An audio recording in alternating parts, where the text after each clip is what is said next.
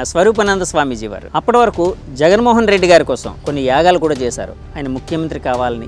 కూటమి అధికారంలోకి రాగానే ప్రెస్ మీట్ పెట్టి చంద్రబాబు నాయుడు గారు లాంటి ఒక అనుభవజ్ఞుడు మళ్ళీ ఈ రాష్ట్రానికి ముఖ్యమంత్రి అయ్యారు, అది స్వాగతిస్తున్నాం, ఇతను మంచిగా చేయాలి, అందరూ బాగుండాలని చెప్పి ఆయన పెట్టిన ప్రెస్ మీట్ని ఒక సమాజ హితం కోసం పెట్టిన ప్రెస్ మీట్గా మీరు చూస్తున్నారు. యజ్ఞాలు యాగాలు చేసి రాక్షసులందరినీ కూడా పెంచి పోషించాడు.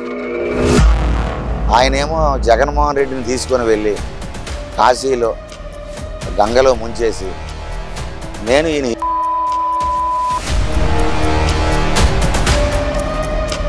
ఎవరికి ఎక్కడ బదిలీలు కావాలన్నా ఎవరికి ఎక్కడ కావాలన్నా ఇవన్నీ చేసి పెడుతూ చివరికి అంటే స్వామి ఇప్పుడు స్వరూపానంద స్వామీజీ హిందూ ధర్మం కోసం ఏం చేయలేదని మీరు అంటూ ఉన్నారా? ఏది నువ్వు చేసింది? సంవత్సరానికి ఒకసారి వెళ్తాడు, అరుగు పాడారు, ఏదో నాలుగు దుప్పట్లు పెంచేసావు, అయిపోయిందా?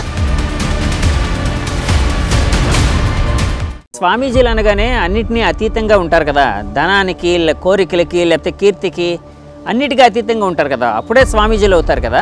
ఇది మంచి మాట అడిగారు మీరు. స్వామీజీలు అంటే ఈ భౌతిక సుఖాలకి దూరంగా ఉండేవాడు స్వామీజీ. ఎక్కడ ఉన్నారో తెలియదు, గురువు ఎవడో తెలియదు, సడన్గా కాషాయ బట్టలు వేసేసి ఒక అవతారం ధరించేస్తారు. అంటే ఇప్పుడు స్వరూపానంద స్వామి స్వయం ప్రకటిత గురువు ఎవరు చెప్పానండి? నీ పీఠం శారదాపీఠం నీకు ఎవరిచ్చారు? శారదాపీఠం అంటే ఒక శృంగేరి జగద్గురు శారదాపీఠం మాత్రమే ఈ దేశంలో. అలాంటిది మరొక శారదాపీఠం ఉండదు. స్వరూపానంద స్వామీజీ వారిని వైసీపీ ప్రభుత్వానికి లేకపోతే జగన్ గారికి రాజగురువు అని అనేవారు. అంటే అలా అలా సాగిందా సార్? జగన్మోహన్ రెడ్డి గారు వస్తే ఆయనకు ఈయన పీఠంలో సామాన్యమైన భక్తుల్ని దగ్గరగా రానివ్వడు. మీరేమో హిందువుల డబ్బులేమో అన్ని మతాలకి పాస్టర్లకి జీతాలు, మౌలీలకి జీతాలు, ఒక చర్చి డబ్బు కానీ ఒక మసీదు డబ్బు కానీ ఒక రూపాయి కూడా పుట్టుకునే ధైర్యం మీకు లేదు. Welcome to cube TV network. నేను మీ యాంకర్ జర్నలిస్ట్ జగదీష్. మనం ఇప్పుడు విశాఖపట్నంలో పెందుర్తి అనే ప్రాంతంలో ఉన్నామండి. హిందూ ధర్మం కోసం మాట్లాడేటప్పుడు పెందుర్తి అనగానే కొన్ని పీఠాల కోసం గుర్తొస్తూ ఉంటుంది. అలాగే ఇప్పుడు మనతో పాటు ఒక విశిష్ట అతిథి ఉన్నారండి. ఆయన సాధు పరిషత్ అధ్యక్షులు, అలాగే ఆనందాశ్రమ పీఠాధిపతి శ్రీ శ్రీ శ్రీ శ్రీనివాసానంద సరస్వతి స్వామీజీ వారు మనతో పాటు ఉన్నారండి. ఆయనతో ఇప్పుడు స్వామీజీల పాత్ర రాజకీయాల్లో కావచ్చు, సమాజం మీద కావచ్చు, హిందూ ధర్మం మీద కావచ్చు ఏ విధంగా ఉంది తెలుసుకునే ప్రయత్నం అయితే చేద్దామండి. స్వామీజీ హరి ఓం అండి. నమస్తే. హరి ఓం. స్వామీజీ, మనం ఇప్పుడు పెందుర్తిలో ఉన్నాం కాబట్టి ముందు ఈ పెందుర్తి ప్రాంతం కోసం మాట్లాడుతూ అడుగుతానండి. పెందుర్తి అనగానే ఒక స్వామీజీ కోసం చాలా గట్టిగా వినిపిస్తూ ఉంటుంది. ఆ స్వామీజీ వారి కోసం గత వైసీపీ 5 ఏళ్ల పాలనలో చాలా ఎక్కువగా వినిపించింది. చాలామంది ఈవెన్ ముఖ్యమంత్రి గారు కూడా, జగన్మోహన్ రెడ్డి గారు కూడా ఇక్కడి వరకు రావడం జరిగినట్టుంది. నాకు తెలిసి ఒకసారి వచ్చినట్టున్నారు ఆయన దర్శనం కోసం. సో ఆ స్వామీజీ వారు అంటే ఇంకా పేరు దాచడం ఎందుకు, అందరికీ తెలిసిన పేరే కాబట్టి స్వరూపానంద స్వామీజీ వారు అప్పటి వరకు జగన్మోహన్ రెడ్డి గారి కోసం ఆయన కొన్ని యాగాలు కూడా చేశారు. ఆయన ముఖ్యమంత్రి కావాలని రాజశ్యామల యాగం చేశారు.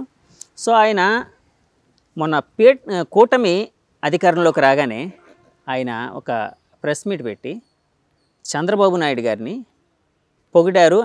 అంటే అది నేను అందులో అయితే నేను విపరీతార్థాలు అయితే నేనేం వెతకడం లేదండి, కానీ కొంతమంది అయితే దాని మీద విపరీతార్థాలు వెతికే ప్రయత్నం అయితే చేశారు. అంటే ఎవరి ఆలోచనలో వాళ్ళ ఆ భావాలు చెప్పారు. ఆయన చర్య ఏదైతే ఉందో దాని మీద మీ స్పందన ఏంటండి? చాలా సంతోషం అండి. ఈరోజు మన క్యూబ్ ఛానల్ ద్వారా ఈ అవకాశాన్ని మీరు ఇచ్చారు. స్వామీజీలు అంటే హిందూ సనాతన ధర్మంలో చాలా గొప్ప పాత్ర ఉన్నది. నా కర్మన నా ప్రజయ ధనేన త్యాగే నైకు అమృతత్వ మానసుహు అని మన ఉపనిషత్తులు ఘోషిస్తున్నాయి.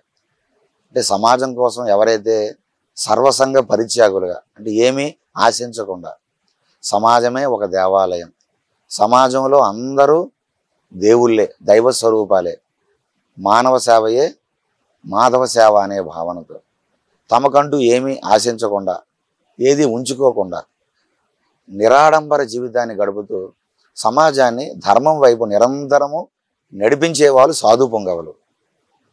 అలాంటి సాధు పొంగవులు గత చరిత్ర మనం తీసుకుంటే ఒక ఛత్రపతి శివాజీని తయారు చేశారు సమర్థ రామదాసు, ఒక గురువు. హిందూ సనాతన ధర్మాన్ని మ్లేచ్చులు అంటే మహమ్మదీయులు నాశనం చేసేటటువంటి సందర్భంలో, ఆలయాలన్నీ కూడా కూల్చేస్తున్న సందర్భంలో, కనిపిస్తున్న స్త్రీలను ఎత్తుకుపోయేటటువంటి సందర్భంలో, బ్రాహ్మణులకి గురువులకి ఆ శిఖలు యజ్ఞోపవేతాలు త్రెంచేస్తున్నటువంటి సమయంలో సనాతన హిందూ ధర్మ వైభవాన్ని కాపాడడానికి గొప్ప గొప్ప రాజుల్ని తయారు చేశారు. అది గురువుల తాలూకా బాధ్యత. అలాగే విద్యారణ్య మహర్షి హరిహర బొక్కరాయల్ని విజయనగర సామ్రాజ్యాన్ని తయారు చేశారు, కేవలం హిందూ ధర్మ సంస్థాపన. అలాగే రంజిత్ సింగ్ చక్రవర్తిని దాదాజీ కొండదేవ్ ఆయన తయారు చేశారు. అలాగే శ్రీకృష్ణ దేవరాయల్ని తిమ్మరసు గురువు తయారు చేశారు. ఈ విధంగా మనం చెప్పుకుంటే చరిత్రలో చాలామంది గురువులు ధర్మానికి ఇబ్బంది కలిగేటటువంటి సందర్భంలో వారు బయటకు వచ్చి ధర్మ సంస్థాపన కోసం, కేవలం ధర్మం కోసం మాత్రమే, ఈ సనాతన ధర్మం కొన్ని లక్షల సంవత్సరాల నుండి దీన్ని రక్షించేటటువంటి బాధ్యత గురువుల మీద ఉన్నది కాబట్టి, పీఠాల మీద ఉన్నది కాబట్టి, సంతుల మీద ఉన్నది కాబట్టి నిష్కల్మషమైనటువంటి భావనతో ఏది ఆపేక్ష లేకుండా వచ్చి ధర్మాన్ని కాపాడారు. అది ఆనాటి చరిత్ర. ఇప్పుడు మీరు ఏదైతే ఈ పెందుర్తిలో ఉండేటటువంటి స్వరూపానంద పేరు చెబితే, ఈయన ఒక శుక్రాచార్యుడు పాత్ర. శుక్రాచార్యుడు రాక్షసులందరికీ కూడా ఈ దేశాన్ని, సంస్కృతిని, సాంప్రదాయాల్ని నాశనం చేస్తూ ఉంటే వాళ్ళకి బలోపేతాన్ని చేకూర్చాడు. యజ్ఞాలు యాగాలు చేసి రాక్షసులందరినీ కూడా పెంచి పోషించాడు. రాక్షస గురువు కదండి శుక్రాచార్యుడు, అంతే కదండి? అంతే కదా. దేవతల గురువు బృహస్పతి. Okay okay. కాబట్టి స్వరూపానంద బృహస్పతి పాత్ర చేసి ఉంటే నిజంగా సమాజం అంతా సంతోషించేవాళ్ళు. కానీ ఆయన చేసింది ఏమిటి? మోసం, మాయ, దగ. ఆయనేమో జగన్మోహన్ రెడ్డిని తీసుకొని వెళ్ళి కాశీలో గంగలో ముంచేసి, నేను ఈయన హిందువుగా మార్చేశాను, హిందువుడుగా ఈయన మారిపోయాడు అని ఒక విషయాన్ని, ఒక నమ్మకాన్ని హిందువులకి చూపించాడు. అందరూ నమ్మేశారు. అరే చాలా సంతోషం, గంగలో మునిగి ఆయన సాంప్రదాయమైన బట్టలు కట్టుకొని వచ్చాడంటే హిందువుడిగా మారాడు, సంతోషమైన అందరూ నిజమని నమ్మారు. కానీ అది ఒక పెద్ద మోసం. ఎలక్షన్ అయిపోయిన వెంటనే వాళ్ళ అమ్మగారు, అదేమీ కాదు, మా అబ్బాయి క్రైస్తవుడే, ఏదో స్వామి రమ్మంటే ఏదో ఆయనకి ఆశీస్సుల కోసం అలా చేశాడు తప్ప మా బాబు క్రైస్తవుడే అని చెప్పి ఎలక్షన్ అయిన వెంటనే మొదటి దర్శనాన్ని జెరూసలేం వెళ్ళిపోయారు జగన్మోహన్ రెడ్డి. అంతే కదండి. కాబట్టి తేటతెల్లం అయిపోయింది. ఇది ఒక పెద్ద స్కెచ్ అని హిందూ సమాజాన్ని మోసం చేయడానికి స్వరూపానంద జగన్మోహన్ రెడ్డి ఆడిన నాటకం ఇది. కాబట్టి ఈ విధముగా ఆయన ఆశ్రమం ఒక లోక కళ్యాణానికి యజ్ఞాలు కానీ, ఒక ఆధ్యాత్మిక సభలు కానీ, గో సంరక్షణ కానీ, లేకపోతే హిందూ సమాజంలో ఉండేటటువంటి అనేక సమస్యల పట్ల అవగాహన సదస్సులు కానీ, హిందూ ధర్మం అర్థం చేసుకునేటువంటి సదస్సులు కానీ, లేకపోతే మత మార్పిడి జరుగుతున్నటువంటి పరిస్థితిలో హిందూ సమాజానికి ఒక మనోధైర్యాన్ని ఇవ్వడం కానీ ఏమీ లేదు. కేవలం సెటిల్మెంట్లు, పైరవీలు, రకరకాల ప్రభుత్వం ఉండేటప్పుడు 5 ఏళ్ళలో దేవాదాయ శాఖ అధికారులు ట్రాన్స్ఫర్స్ కానీ, ఎవరికి ఎక్కడ బదిలీలు కావాలన్నా, ఎవరికి ఎక్కడ కావాలన్నా ఇవన్నీ చేసి పెడుతూ చివరికి అది ఒక వ్యాపార పీఠంగా మార్చేశారు. ఇంకా చెప్పాలంటే వైసీపీ పీఠం అని చాలామంది మాతో అన్నారు. వైసీపీ పీఠం ఆ స్వామి, మీ అందరూ చూసి ఏం చేస్తున్నారు? ఎవరన్నారు స్వామి మీతోని? హిందువులే కాదు, రాజకీయాల్లో ఉండే వాళ్ళు అన్నారా, లేకపోతే కొంతమంది హిందూ ధార్మిక సంస్థలు ప్రతినిధులు ఉంటారు. ఆర్ఎస్ఎస్, విశ్వ హిందూ పరిషత్తు, శివశక్తి, హిందూ ధర్మశక్తి, చాలా సంస్థలు ఉంటారు. ఏంటి స్వామి ఇది, అది వైసీపీ పీఠంగా మారిపోయింది, ఏంటి ఇది, ఎవరైనా అడిగితే మేము మాట్లాడలేకపోతాం అని ఆవేదన వ్యక్తం చేశారు. కాబట్టి ఈ విధంగా ఆయన ఒక పక్కేమో అక్కడ భీమిల్లో 15 ఎకరాలు యజ్ఞాలు యాగాలు చేస్తామని స్థలం తీసుకున్నారు. సంతోషం, నిజంగా మీరు యజ్ఞ యాగాలు చేయడం అందరికీ ఆనందం. కానీ తీసుకున్నటువంటి కొద్ది రోజుల్లో మళ్ళీ ఏం చేశారు, మేము దాన్ని కమర్షియల్గా వాడుకునే అవకాశాన్ని కూడా మీరు మాకు ఇవ్వండి అని ప్రభుత్వానికి ఒక విజ్ఞప్తి చేసుకున్నారు. దానికి ఆగమేఘాల మీద అసెంబ్లీలో కూడా చర్చ జరిగి దానికి వాణిజ్య ప్రకారంగా వాడుకోవచ్చని అవకాశం ఇచ్చాడు. ఏంటిది? యజ్ఞయాగాలు చేసుకునే వాళ్ళకి, ఆశ్రమాలకి కమర్షియల్గా మేము మార్చుకుంటామని అక్కడ కూడా ఏదో కాటేజెస్ లేకపోతే ఏవైనా పెద్ద పెద్ద డూప్లెక్స్ ఇల్లు రిసార్ట్స్ కట్టేసి అది ఆశ్రమాన్ని బోడి తిప్పేసి అది వ్యాపారమేనా? ఈ విధముగా ప్రతిదీ కూడా అండి. ఆ సాయి ఇన్ఫ్రా అనేటువంటి అధినేత ఉన్నారు మన హైదరాబాద్లో. అక్కడ కేసీఆర్ గారు యజ్ఞయాగాలు చేసి నేనే గెలిపించానంటే ఆయన రూపాయికి 1 ఎకరాని 2 ఎకరాలు ఇచ్చారు. 1 ఎకరా ఏమో సాయి ఇన్ఫ్రాకి ఇచ్చేసి అక్కడేమో సంవత్సరానికి 1 కోటి రూపాయల ఆదాయం వచ్చేటట్టుగా అవన్నీ కూడా కాటేజెస్ అన్నిటికీ కూడా ఇచ్చేశారు. ఎక్కడండి? తెలంగాణలో కూడా. ఏంటిది? పూర్తిగా వ్యాపారం, పూర్తిగా అన్యాయం, పూర్తిగా మోసం. హిందువులు కాషాయం బట్టలు వేసుకొని హిందువులు దగా చేయడం, హిందువులు మోసం చేయడం. ఒక్కరోజైనా ఈయన స్వరూపానంద జగన్మోహన్ రెడ్డికి అయ్యా తిరుపతి వెళ్ళేటప్పుడు బ్రహ్మోత్సవాలు ప్రారంభించేటప్పుడు భార్య లేకుండా వెళ్ళకూడదు. అది ఎవరైనా కానివ్వండి. పూర్వం రాజులు చక్రవర్తుల నుంచి వస్తున్నటువంటి ఆచారం అది. దాన్ని మీరు గౌరవించండి. ఒకవేళ మీరు మతం మారి ఉన్నారు, క్రైస్తవుడు కాబట్టి మీకు అక్కడ ఏమైనా ఇబ్బంది ఉంటే, మీరు క్రైస్తవులు కాబట్టి మీరు రారు కొంతమంది. అలాంటి సందర్భంలో మంత్రులు పంపించండి. ప్రిన్సిపల్ సెక్రటరీస్ ఉంటారు దేవాదాయ శాఖ, ఎండోమెంట్స్, వాళ్ళనైనా భార్యాభర్తలు పంపించండి. ఒక్కరోజైనా అన్నారా? రామతీర్థాల్లో రాముడి శిరస్సు ఖండిస్తే అక్కడికి వెళ్ళి చూడడం, దాన్ని ఖండించడమైనా చేశారా? మన అంతర్వేదిలో రథాన్ని కాల్చేస్తే దాదాపుగా 75 సంవత్సరాల చరిత్ర రథం, పురాతనమైన రథం, మళ్ళీ అది వస్తుందండి. అంటే స్వామి, ఇప్పుడు స్వరూపానంద స్వామీజీ హిందూ ధర్మం కోసం ఏం చేయలేదని మీరు అంటూ ఉన్నారా? హిందూ ధర్మంగా చెయ్యి ఉండొచ్చు ఒక 5 పైసలు.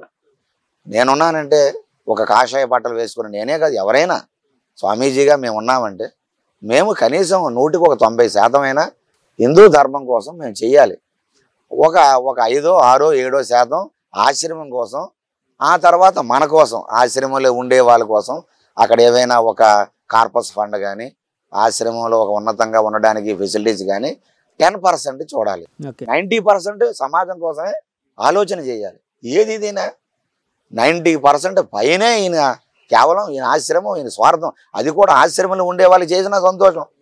కరోనా సమయంలో ఆయన దగ్గర చదువుకునేటువంటి ఆ వేద పాఠశాలలు ఉండేవాడికి ఒక పిడికిడి బియ్యం కింద ఇవ్వలేయన.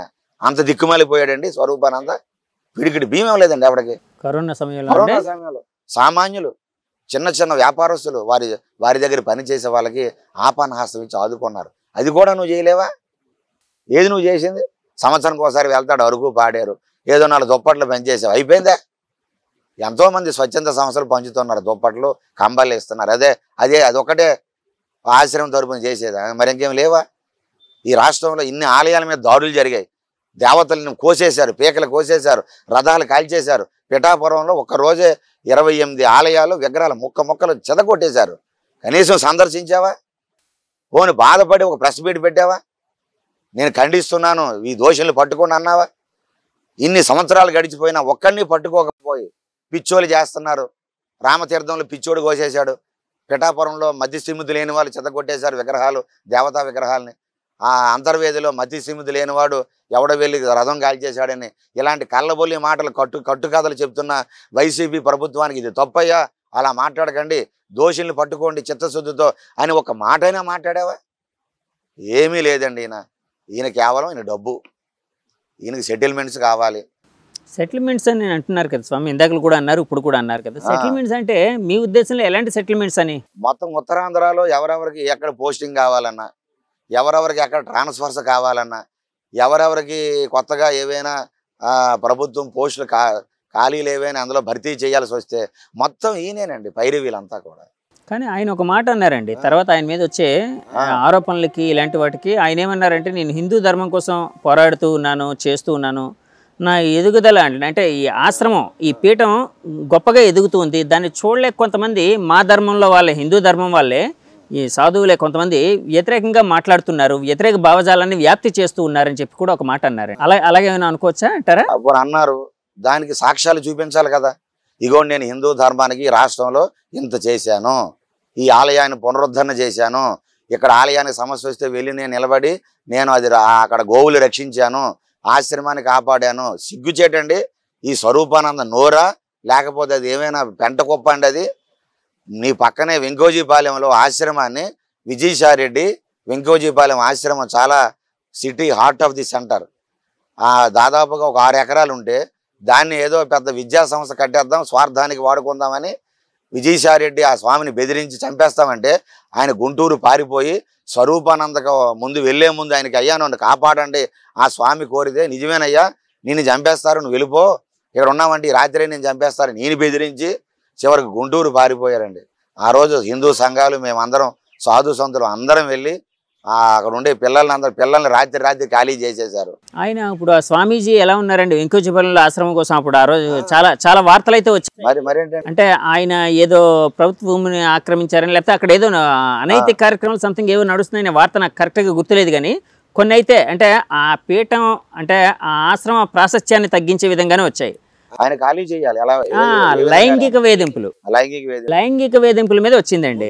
ముందు అనేది విజయసాయిరెడ్డి టైంలో ఆశ్రమాన్ని వదిలి రాసేసి వెళ్ళిపోతున్నారు. ఓకే, నువ్వు ఆశ్రమాన్ని మాకు రాసేసి వెళ్ళిపో, నీ దగ్గర వేరే దగ్గర ఎక్కడో నీకేదో ప్లేస్ చూపెడతాం అన్నారు.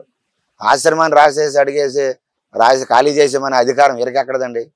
ఆ తర్వాత ఎప్పుడైతే సాధువులు, ధార్మిక సంస్థలు, హిందువులు అందరూ తిరగబడ్డారో ఆర్డీఓ ఆ రోజు ఎంఆర్ఓ అందరూ వచ్చి మొత్తం చూసుకొని అన్ని కాగితాలు అన్నీ సరిగా ఉన్నాయి, ఇదేమీ ఆక్రమణ కాదు, ఎవరిదో లాగేయడం కాదు అని చెప్పి వాళ్ళు మౌనం వహిస్తే మళ్ళీ ఒక 6 నెలల తర్వాత ఏం చేశారు, ఈ నెలగైనా ఖాళీ చేయాలంటే ఇలాగ అవ్వడం లేదని చెప్పి లైంగిక వేధింపులు అన్నారు. పోనీ అదే నిరూపించారా? ఏ పాప అయితే ఏ పాపతోనే రేప్ కేసు పెట్టారు, ఆ పాప నాకు ఇలాగ నన్ను ఇబ్బంది పెట్టి బలవంతం చేశారని ఆవిడే మళ్ళీ కోర్టుకి ఆవిడ వాంగ్మూలం ఇచ్చింది. ఇచ్చారు కదా, అమ్మాయి ఇచ్చారు. ఎంత దారుణం అండి, ఎంత అన్యాయం. ఎవరు ఇబ్బందులు పెట్టారట సార్? వీళ్ళే వైసీపీ నాయకులే. ఈ వైసీపీ నాయకులే వీళ్ళకేమో అది ఆశ్రమం ఖాళీ చేసేయాలంటే ఎలాగ ఉండాలి, వీళ్ళే ఒక ప్లాన్గా చేసి ఆ అమ్మాయికి తర్ఫీదు ఇచ్చి ఇలా మాయమాటలు చెప్పించి ఆయన 70 సంవత్సరాల వయసు, 71 సంవత్సరం అయింది, అమ్మాయినేమో రేప్ చేశారని ఫోక్స్ చట్టం కింద రకరకాల కేసులు పెట్టించారు. అప్పట్లో నేను విన్నది ఏంటంటే అండి, కొంతమంది పోలీస్ ఆఫీసర్ల దగ్గర నేను విన్నది ఏంటంటే అంతకు ముందు కూడా ఒక కేసు ఫైల్ అయింది ఆయన మీద అని విన్నాను, అదే స్వామీజీ మీద. అంతకుముందు కమ్యూనిస్టులు అందరూ కూడా అది లాగేసి వాళ్ళకి ఏదో అక్కడ ఆఫీసులు పెట్టుకుందామని ప్లాన్ చేశారు. కమ్యూనిస్టులు అందరూ ఒకటయ్యి అప్పుడు స్వామి చెబుతూ కొడుతూ చాలా చాలా ఉదాంతం చేశారు ఆ రోజు. కాబట్టి ఇన్ని జరుగుతున్న స్వరూపానంద ఒక్కసారైనా ఆత్మ పరిశీలన చేసుకోండి. మన క్యూ ఛానల్ ద్వారా మేము కోరుతున్నాం. మీరు ఏం చేశారు విశాఖపట్నంలో, మీరు ఏం చేశారో చెప్పండి. ఒక్కరోజైనా ఒక ధార్మిక సభ పెట్టారు విశాఖపట్నంలో, మీ మీడియా మిత్రులు ఎప్పుడైనా మీరు చూసారా? ఒక 100 మంది స్వామీజీలను ఒక 50 మంది పిలిచి హిందువులందరినీ మన హిందూ ధర్మం మనం ఇలాగే ఉందాం, మనం కాపాడుకుందాం అని ఎప్పుడైనా అన్నారా? ఏదండి, ఎప్పుడు కూడా ప్రభుత్వాల మీద తిరగబడడం, వాళ్ళ బ్లాక్మెయిల్ చేయడం, ఏ ప్రభుత్వం వారి పనులు చేయకపోతే వాళ్ళ మీద వ్యతిరేకంగా ఒక స్టేట్మెంట్ ఇవ్వడం, వాళ్ళని భయపెట్టడం, పేపర్లోకి ఎక్కడం, వివాదాలు సృష్టించడం, ఈ విధంగా వాళ్ళు లాభపరుచుకోవడం, ఇవన్నీ ఈయన చేసినవన్నీ. అంటే ఒకవేళ మీరన్న మాటలే నిజమని అనుకుంటే, ఒకవేళ నిజమైతే దేనికోసం చేస్తున్నారు అనుకోవచ్చండి? డబ్బు సంపాదన, ధనం కోసం. ధనమే అంటే కాదు, అంటే స్వామీజీలు అనగానే అన్నిటినీ అతీతంగా ఉంటారు కదా, ధనానికి, కోరికలకి, లేకపోతే కీర్తికి, అన్నిటికీ అతీతంగా ఉంటారు కదా, అప్పుడే స్వామీజీలు అవుతారు కదా. అది మంచి మాట అడిగారు మీరు. స్వామీజీలు అంటే ఈ భౌతిక సుఖాలకి దూరంగా ఉండేవాడు స్వామీజీ, ఐహిక సుఖాలను త్యజించేవాడు స్వామీజీ. కానీ కాషాయ ముసుగు వేసుకుంటారు కొంతమంది. నేను ఒక కాకి యూనిఫామ్ వేసేస్తాను, నీట్గా షేవింగ్ చేసి ఒక కాకి యూనిఫామ్ వేస్తే నేను పోలీస్ ఆఫీసర్ని అయిపోతానా? మీరు ఒక డాక్టర్ కోటు వేసేసి మెడలో ఒక స్టెథోస్కోప్ వేసేస్తే డాక్టర్ అయిపోతారా? అలాగా కొంతమంది ఏమీ లేక, గురువు లేక, స్వయం ప్రకటిత స్వాములుగా, ఎక్కడ ఉన్నారో తెలియదు, గురువు ఎవడో తెలియదు, సడన్గా కాషాయ బట్టలు వేసేసి ఒక అవతారం ధరించేస్తారు. అంటే ఇప్పుడు స్వరూపానంద స్వామి స్వయం ప్రకటిత చెప్పమని గురువు ఎవరు చెప్పానండి? అవునండి. వైజాగ్లోకి వచ్చి ప్రెస్ మీట్ పెట్టి, తిరుపతిలో ప్రెస్ మీట్ పెట్టి కడిగేశాడు ఆయన గోవిందానంద స్వామి. నీ పీఠం శారదా పీఠం నీకు ఎవరిచ్చారు? శారదా పీఠం అంటే ఒక శృంగేరి జగద్గురు శారదా పీఠం మాత్రమే ఈ దేశంలో. అలాంటిది మరొక శారదా పీఠం ఉండదు. మీరు శారదా పీఠం ఎలా పెట్టుకున్నారు? మీకు ఎవడు రికగ్నేషన్ ఇచ్చారు? మీకు గుర్తింపు ఎవరు ఇచ్చారు? కేసు పెడుతున్నామంటే భయపడిపోయి దాని ముందు విశాఖ అని పేరు పెట్టుకున్నాడు ఆయన, విశాఖ శారదా పీఠం అని. చూడండి ఏదైనా పేరు పెడితే ఎవడైనా అడ్డు తగిలితే దాని ముందు శ్రీ పెట్టేస్తాం మనం. శ్రీ పెడితే మరొక సంస్థ అయిపోద్ది.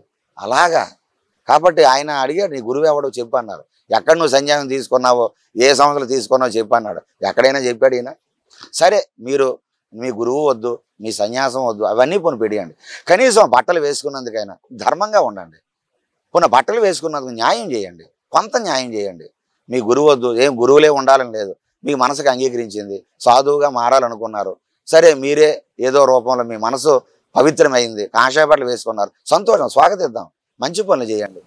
సమాజం హిందూ ధర్మాన్ని రక్షించండి, హిందూ ధర్మాన్ని కాపాడండి.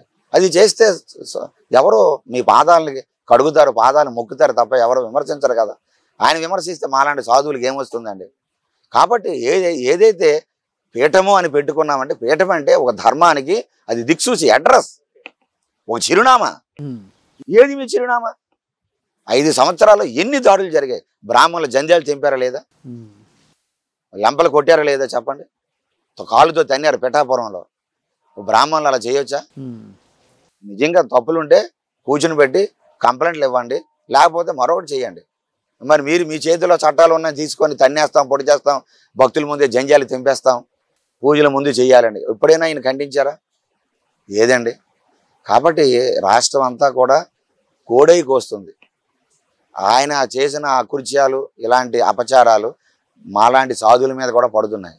వీళ్ళు ఎలా తయారవుతారేమో, ఈ సాధువులందరూ ఎలాగే ఉంటారేమో అని మొత్తం సమాజానికి అంటగట్టేస్తుంది. చాలా బాధపడుతున్నాం మేము. అంటే సాధు సమాజంకు మొత్తం పేరు ప్రతిష్టలు పోతున్నాయని భావించచ్చా అండి? అంటే మీరు అంటున్నారా? వాస్తవం.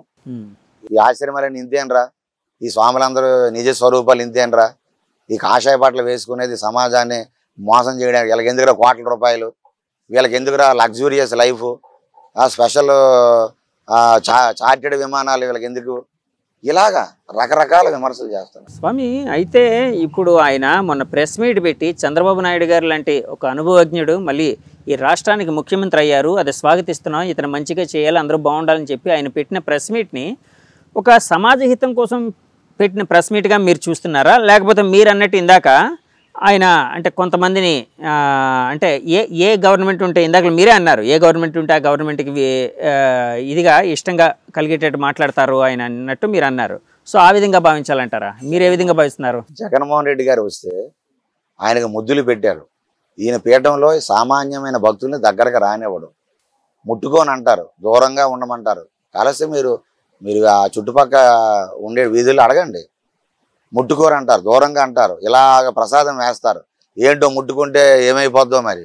దానికి ఇంకోటి కూడా చెప్పారండి ఒక ఇంటర్వ్యూలో, ఆయన అయితే చెప్పారు, అంటే ఇప్పుడు భక్తులు అనే వాళ్ళు ఎక్కడెక్కడో తిరిగి వస్తారు, సంథింగ్ ఏదో అలాగే ఉంటుంది కదా, స్వామీజీలు సర్వసంగ పరిత్యాగులు, కొంత అంటే ఒక శుచి శుభ్రత ఉంటది కదా. మరి జగన్మోహన్ రెడ్డి అక్కడ తిరగకుండా రాకుండా ఉంటాడా? నాయకులందరూ, జగన్మోహన్ రెడ్డి లేకపోతే రాజకీయ నాయకులు అందరూ వాళ్ళు ఎక్కడెక్కడ తిరుక్కొని వస్తారు కదా. మరి వాళ్ళని సరే నువ్వేదో ముట్టుకున్నావు, పోని ముద్దులు పెట్టడం ఏంటి? నా ఆత్మ అని ఈయనే చెప్పాడు కదా జగన్మోహన్ రెడ్డి, అంటే ఈయన ఆత్మ అట. మరి స్వరూపానంద ఆత్మ ఎక్కడ ఉందో నాకు అర్థం కావడం లే. ఆయన ఆత్మ ఆయనలో ఉంటుంది, నీ ఆత్మ నీలో ఉంటుంది. ఈయన నా ఆత్మ ఏమిటండి? ఆ స్టేట్మెంట్ ఒక సాధు, ఓ స్వామీజీ అలాగ అనొచ్చా? 30 సంవత్సరాల కోసం ఏం చెప్పి ఆత్మానుబంధుడు భార్య, మేము భార్యాభర్తలమే, ఆమెని నా ధర్మ అర్ధ కామ్య మోక్షాల్లో సగభాగం ఇస్తానని చెబితే అది ఒక వేరు. 30 సంవత్సరాలు ఈయనే ముఖ్యమంత్రి అన్నావు, ఏది నిలబడిందా? నేను రాజశ్యామల యాగం చేయబట్టే ఇక్కడ జగన్మోహన్ రెడ్డి అక్కడ కేసీఆర్ ఇద్దరు ముఖ్యమంత్రులు అయ్యారని బాహాటంగా చెప్పావు, సంతోషం. మళ్ళీ రాజశ్యామల యాగం చేసావు, అక్కడ చేసావు, జగన్మోహన్ రెడ్డికి చేయించావు. ఏది? డిపాజిట్లు గల్లంత అయిపోయాయి. మరి మీ రాజలక్ష్మి ఈ రాజశ్యామలకి పవర్ పోయిందా? మరి 30 సంవత్సరాలు ముఖ్యమంత్రి జగనే అనేటప్పుడు మరి మీ వాక్కు ఏమైపోయింది? ఇవన్నీ కూడా అంత అవసరం అండి. మొన్న మీ ప్రెస్ మీట్ పెట్టి చంద్రబాబు నాయుడు గారిని స్వాగతించడం, అభినందిస్తున్నాం, అది మంచిదే, దాన్ని మేమే తప్పు పట్టడం లేదు, మంచిదే. మీరు ఆయన ఒక కాషాయ బట్టలు కట్టుకునే వారిగా ఆయన బాగుండాలి, మంచి పాలన అందించాలని కోరుకోవడం మంచిదే. కానీ అందులో వారు ఏమన్నారంటే 30 సంవత్సరాల నుండి మా పీఠం హిందూ ధర్మానికి నిరంతరం శ్రమ పడుతుంది అన్నారే, అది అంబచ్చి అన్నమాట. అవి అంతా కూడా డచ్ మాటలు, పనికిమాల మాటలు. ఎవరు నమ్ముతాడు? 30 ఏళ్ళ నుండి మీరు విశాఖపట్నంలో మీరు హిందూ ధర్మాన్ని ఈ ఉత్తరాంధ్రాలో ఉద్ధరించిస్తే ఈ చర్చలు ఎందుకు, ఇంతమంది పాస్టర్లు ఎందుకు తయారయ్యారు, ఇప్పుడు విశాఖపట్నంలో ప్రతి సెకండ్ సాటర్డే వస్తే ఆదివారం శనివారంలో పెద్ద సభలు కూటమిలు ఎందుకు వచ్చేసాయి? మీరు ఏం చేశారు? మళ్ళీ ఏమన్నారు, నేను భయపడితే పెట్టలేదు, నేను భయపడో లేకపోతే ఇంకో వేరే ఉద్దేశంతో భయంతో నేను ప్రెస్ మీట్ పెట్టలేదు, నేను విషయాన్ని చెప్పడానికి అంటున్నారు. నేను భయపడలేదని పదే ఎందుకు చెప్పుకోవాలి? అంటే ఖచ్చితంగా 100% మీరు భయపడే పెట్టారు. ఎందుకు?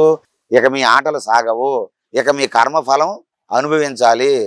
ఈ కూటమి వచ్చిన తర్వాత ఏదైతే మీరు కాషాయ బట్టలు వేసుకొని హిందూ ధర్మాన్ని నాశనం చేశారో దానికి ప్రాయశ్చిత్తం ఈరోజు అనుభవించాల్సి వస్తుందేమో, నా ఆస్తులు అక్రమార్జిత ఆస్తులు లాగేస్తారేమో, అమరావతిలో నా స్థలాన్ని ఏం చేస్తారో ఇవన్నీ కూడా భయం పట్టుకొని అమరావతిలో పీఠాన్ని ప్రారంభిస్తున్నాం, నాకు కూటమి సహకరించండి అని ఆ ప్రెస్ మీట్లో అని చెప్తున్నారు. ఒకప్పుడు అంటే వ్యతిరేకులు చాలామంది టీడీపీ అధినేత చంద్రబాబు గారికి లేకపోతే తెలుగుదేశం పార్టీకి రామోజీరావు గారు, ఈ మధ్య వెళ్ళిపోయిన రామోజీరావు గారు రాజగురువుగా ఉండేవారు అనేవారు, అంటే విమర్శించేవారు చాలాసార్లు. అలాగే టీడీపీ వాళ్ళు స్వరూపానంద స్వామీజీ వారిని వైసీపీ ప్రభుత్వానికి లేకపోతే జగన్ గారికి రాజగురువు అని అనేవారు. అంటే అలా సాగిందా సార్? మంచిదే, రాజగురువుగా ఉండడం మంచిదే. కానీ రాజగురువుగా ఉంటూ రాజధర్మాలని చక్కగా పాలింపజేసేవాడే రాజగురువు. అంటే రాజు తప్పు చేయకుండా, సమాజానికి రాజు వలన ఇబ్బంది లేకుండా, వారి నిర్ణయాల వలన సమాజానికి ఎక్కడ చెడు భావన రాకుండా, చెడు ఫలాలు రాకుండా మంచి ఫలాలే రావాలి. ఒక నాయకుడి ద్వారా కానీ, ఒక రాజు చక్రవర్తి ద్వారా. ఆ పక్కనే గురువులు ప్రతి నిమిషం హెచ్చరిస్తూ మంచి పనులు మాత్రమే, లోక కళ్యాణ కార్యాలు మాత్రమే చేయించాలి, ప్రజారంజకమైన పాలన చేయించాలి. అలాంటి వాళ్ళు రాజగురువులు. ఈయనేం చేశాడు? కనీసం పాస్టర్లకు జీతాలు ఇస్తే, మౌలీలకు జీతాలు ఇస్తే మనం తప్పు పట్టడం లేదు. పాస్టర్లకు జీతాలు, మౌలీలకు జీతాలు ఇచ్చారు, సంతోషం. మరి హిందువులు కూడా ఉన్నారు కదా, అర్చకులు ఉన్నారు కదా, ప్రతి గ్రామంలో ఒక రామ మందిరం ఉంటుంది కదా, దానికి ఒక 5,000 ఇప్పించావా నువ్వు? అయ్యా హిందువులు కూడా మనకు ఓట్లేశారయ్యా, అర్చకులు కూడా కడుపు జరక్క ఎంతోమంది ఉన్నారు, వాళ్ళకి ఏదో మనం ఇవ్వాలని చెప్పగలిగావా? మరి అదేనా చెప్పమన్నాడు. ఇంకేం హిందూ ధర్మం ఉద్ధరించేశాడండి. నేను హిందూ ధర్మం ఉద్ధరించేశాను, ఏం ఉద్ధరించినావు నువ్వు? నాశనం చేశావు. పాస్టర్లకి మౌలీలకి ఉన్నటువంటి గౌరవం కనీసం హిందూ అర్చకులకి కూడా లేకుండా పాడు చేసేస్తే ఒక కనీసం నిమ్మక నీరెత్తినట్టుగా ఉన్నాడు. ఇంకేమిటండి హిందూ ధర్మం? సిగ్గుపడాలండి. స్వామి, మీరు ఇందాక గురువు ముక్కుతా ఉంటే, ఒక గురువు ఉండాలి, ఏ స్వామీజీకైనా, అప్పుడే అది సార్థకత అన్నట్టు మాట్లాడారు కదండి. అంటే ఒకసారి గురువు లేకపోయినా కూడా కొన్నిసార్లు స్వామీజీగా మారచ్చు అని కూడా చెప్పారు ఇందాక. అంటే స్వరూపానంద వారికి గురువు లేరు అని అన్నారు కదండి. అంటే యాక్చువల్గా పీఠం కోసం మీకు ఎప్పుడు తెలిసిందండి? స్వరూపానంద స్వామీజీ వారి పీఠం కోసం మీకు ఎప్పుడు తెలిసింది? పీఠం కోసం ద్రోణంరాజు సత్యనారాయణ గారు ఉండేటప్పుడు ఆ రోజు ఈయనకి ఆ స్థలాన్ని అందజేయడం మంచి కార్యక్రమం. కాషాయం కట్టుకుంటే సమాజం పోనీలే కాషాయానికి గౌరవిస్తుంది. సీనియర్ కాంగ్రెస్ ద్రోణరాజు గారు మరి ఆ కాషాయాన్ని గౌరవించి ఆయనేమో ఆ స్థలం ఏర్పాటు చేశారు. ఆ ఏర్పాటు చేసిన తర్వాత ఆ పక్కనే కొంత స్థలం ఆయన ఏదో ఆక్రమించారని కోర్టులో కేసులు కూడా వేశారు, పోలీస్ స్టేషన్ కంప్లైంట్లు కూడా ఉన్నాయి. సరే, ఏదైనప్పటికీ ఆశ్రమం ద్వారా, పీఠం ద్వారా మంచి పనులు చేయండి, సత్కార్యాలు చేయండి, అందరూ సంతోషిస్తారు. ఈరోజు మీరు మీ మార్గం తప్పిపోయారు, మీ లక్ష్యాన్ని గండి కొట్టుకున్నారు, మీ లక్ష్యానికి మీరు ఏదైతే ఆశయాలు ఉన్నాయో ఆ ఆశయాలు తూట్లు పొడుచుకున్నారు, మీరు స్వార్థానికి బలైపోయారు. మీ అంతఃకరణాన్ని అడగండి, మనస్సాక్షిని అడగండి. ఈరోజు స్వరూపానంద ఒకప్పుడు ఏ ఆశయాలతో మీరు కాషాయ పాటలు వేశారో, ఈరోజు మీరు ఏ ఆశయాలతో ఈరోజు ఉన్నారో, సమాజం మిమ్మల్ని ఏ విధంగా చూస్తుందో ఒక్కసారి బ్యారేజ్ వేసుకోండి, ఆత్మ పరిశీలన చేసుకోండి. ఎవరో విమర్శిస్తున్నారని కాదు, ఎవరో అంటున్నారని కాదు, మీరు తప్పు చేశారు, మీ మీద 100 మంది అంటున్నారంటే మీ మీద పెద్ద ఉన్నతమైనటువంటి ఆలోచన పెట్టుకుంది సమాజం. స్వరూపానంద రాజగురువుగా ఉన్నారు జగన్మోహన్ రెడ్డికి. ఈయన వల్ల హిందూ ధర్మానికి మంచి చేస్తారు, మంచి జరుగుతుంది, జగన్మోహన్ రెడ్డికి చెప్పి అన్ని మంచి పనులు చేస్తారని పెద్ద ఎక్స్పెక్టేషన్ పెట్టుకున్నారు మీ మీద ఆశయాలు. దానికి అండికొట్టారు. చివరికి హిందూ సమాజానికి మంచి కంటే చెడు ఎక్కువైపోయింది జగన్మోహన్ రెడ్డి వల్ల. తిరుపతి క్షేత్రం కానీ అన్ని క్షేత్రాలు మీరు చూశారు, వ్యాపార కేంద్రాలుగా మార్చేశారు, భ్రష్టు పట్టించేశారు. చివరికి చంటి పిల్లలకి పాలు ఇవ్వలేని దుస్థితి, తిరుపతిలో ప్రసాదం లేని పరిస్థితి, లడ్డూల వ్యాపారం, గదుల వ్యాపారం, టికెట్ల వ్యాపారం, దర్శనాల వ్యాపారం, గదుల వ్యాపారం, మొత్తం వ్యాపారమయంగా చేస్తే అదంతా ఎవరి మీద పడింది? అరే ఈయన ఏం చేస్తున్నాడు, ఈ రాజగురు ఏం చేస్తున్నాడు, ఇది తప్పు కదా, ఖండించాలి కదా, చెప్పాలి కదా అని ఆ భావన ఆయన మీద పడింది. కాబట్టి దానికి జవాబుదారీతనం మీరే కదా. 30 సంవత్సరాలు ముఖ్యమంత్రిని నేను చేస్తున్నాను, నా తపస్సు అంతా ఆయన దారపోసాను అన్నారు. ఏది ఇదే నీ తపస్సు దారపోయిన వెంటనే హిందుత్వాన్ని నాశనం చేయడానికే మీ తపస్సు అంతా దారపోయించారు, లేకపోతే హిందూ సమాజం న్యాయం జరగడానికే. స్వామి, రాజశ్యామల యాగం చేస్తే అంటే అదే స్వరూపానంద వారు అప్పుడు అన్నారు, జగన్మోహన్ రెడ్డి గారిని అక్కడ కేసీఆర్ గారిని పీఠం ఎక్కించింది, ఒక యాగాలు చేసి వాళ్ళ మంచి కోరి వాళ్ళ కోసం మంచి జరిగేటట్టు నేను చేశాను అని ఆయన అన్నారు కదండి. రాజశ్యామల యాగం చేస్తే నిజంగా మంచి జరుగుతుందా అండి? అంటే కాదు, యాగాలు చేస్తేనే వాళ్ళ అధికారం ఎవరికైనా వస్తారా? యాగాలు ప్రభావం అనేది తప్పనిసరిగా ఉంటుందండి. ఎందుకంటే భగవద్గీతలో కూడా శ్రీకృష్ణ పరమాత్మ యజ్ఞ దాన తప కర్మ నత్యాజ్యం కార్యమేవ తత్ యజ్ఞోదాన తపశ్చైవ పావనాని మనీషినః అని చెప్పారండి భగవద్గీతలో. యజ్ఞము, దానము, తపస్సు ఈ మూడు కూడా సమాజాన్ని పునీతం చేస్తాయి, సమాజాన్ని శక్తివంతంగా చేస్తాయి. వీటిని ఎట్టి పరిస్థితుల్లో విడిచిపెట్టకూడదు అన్నారు పరమాత్మ. యజ్ఞము, దానము, తపస్సు. కాబట్టి యజ్ఞాలు చేయడం వల్ల లోక కళ్యాణం జరుగుతుంది.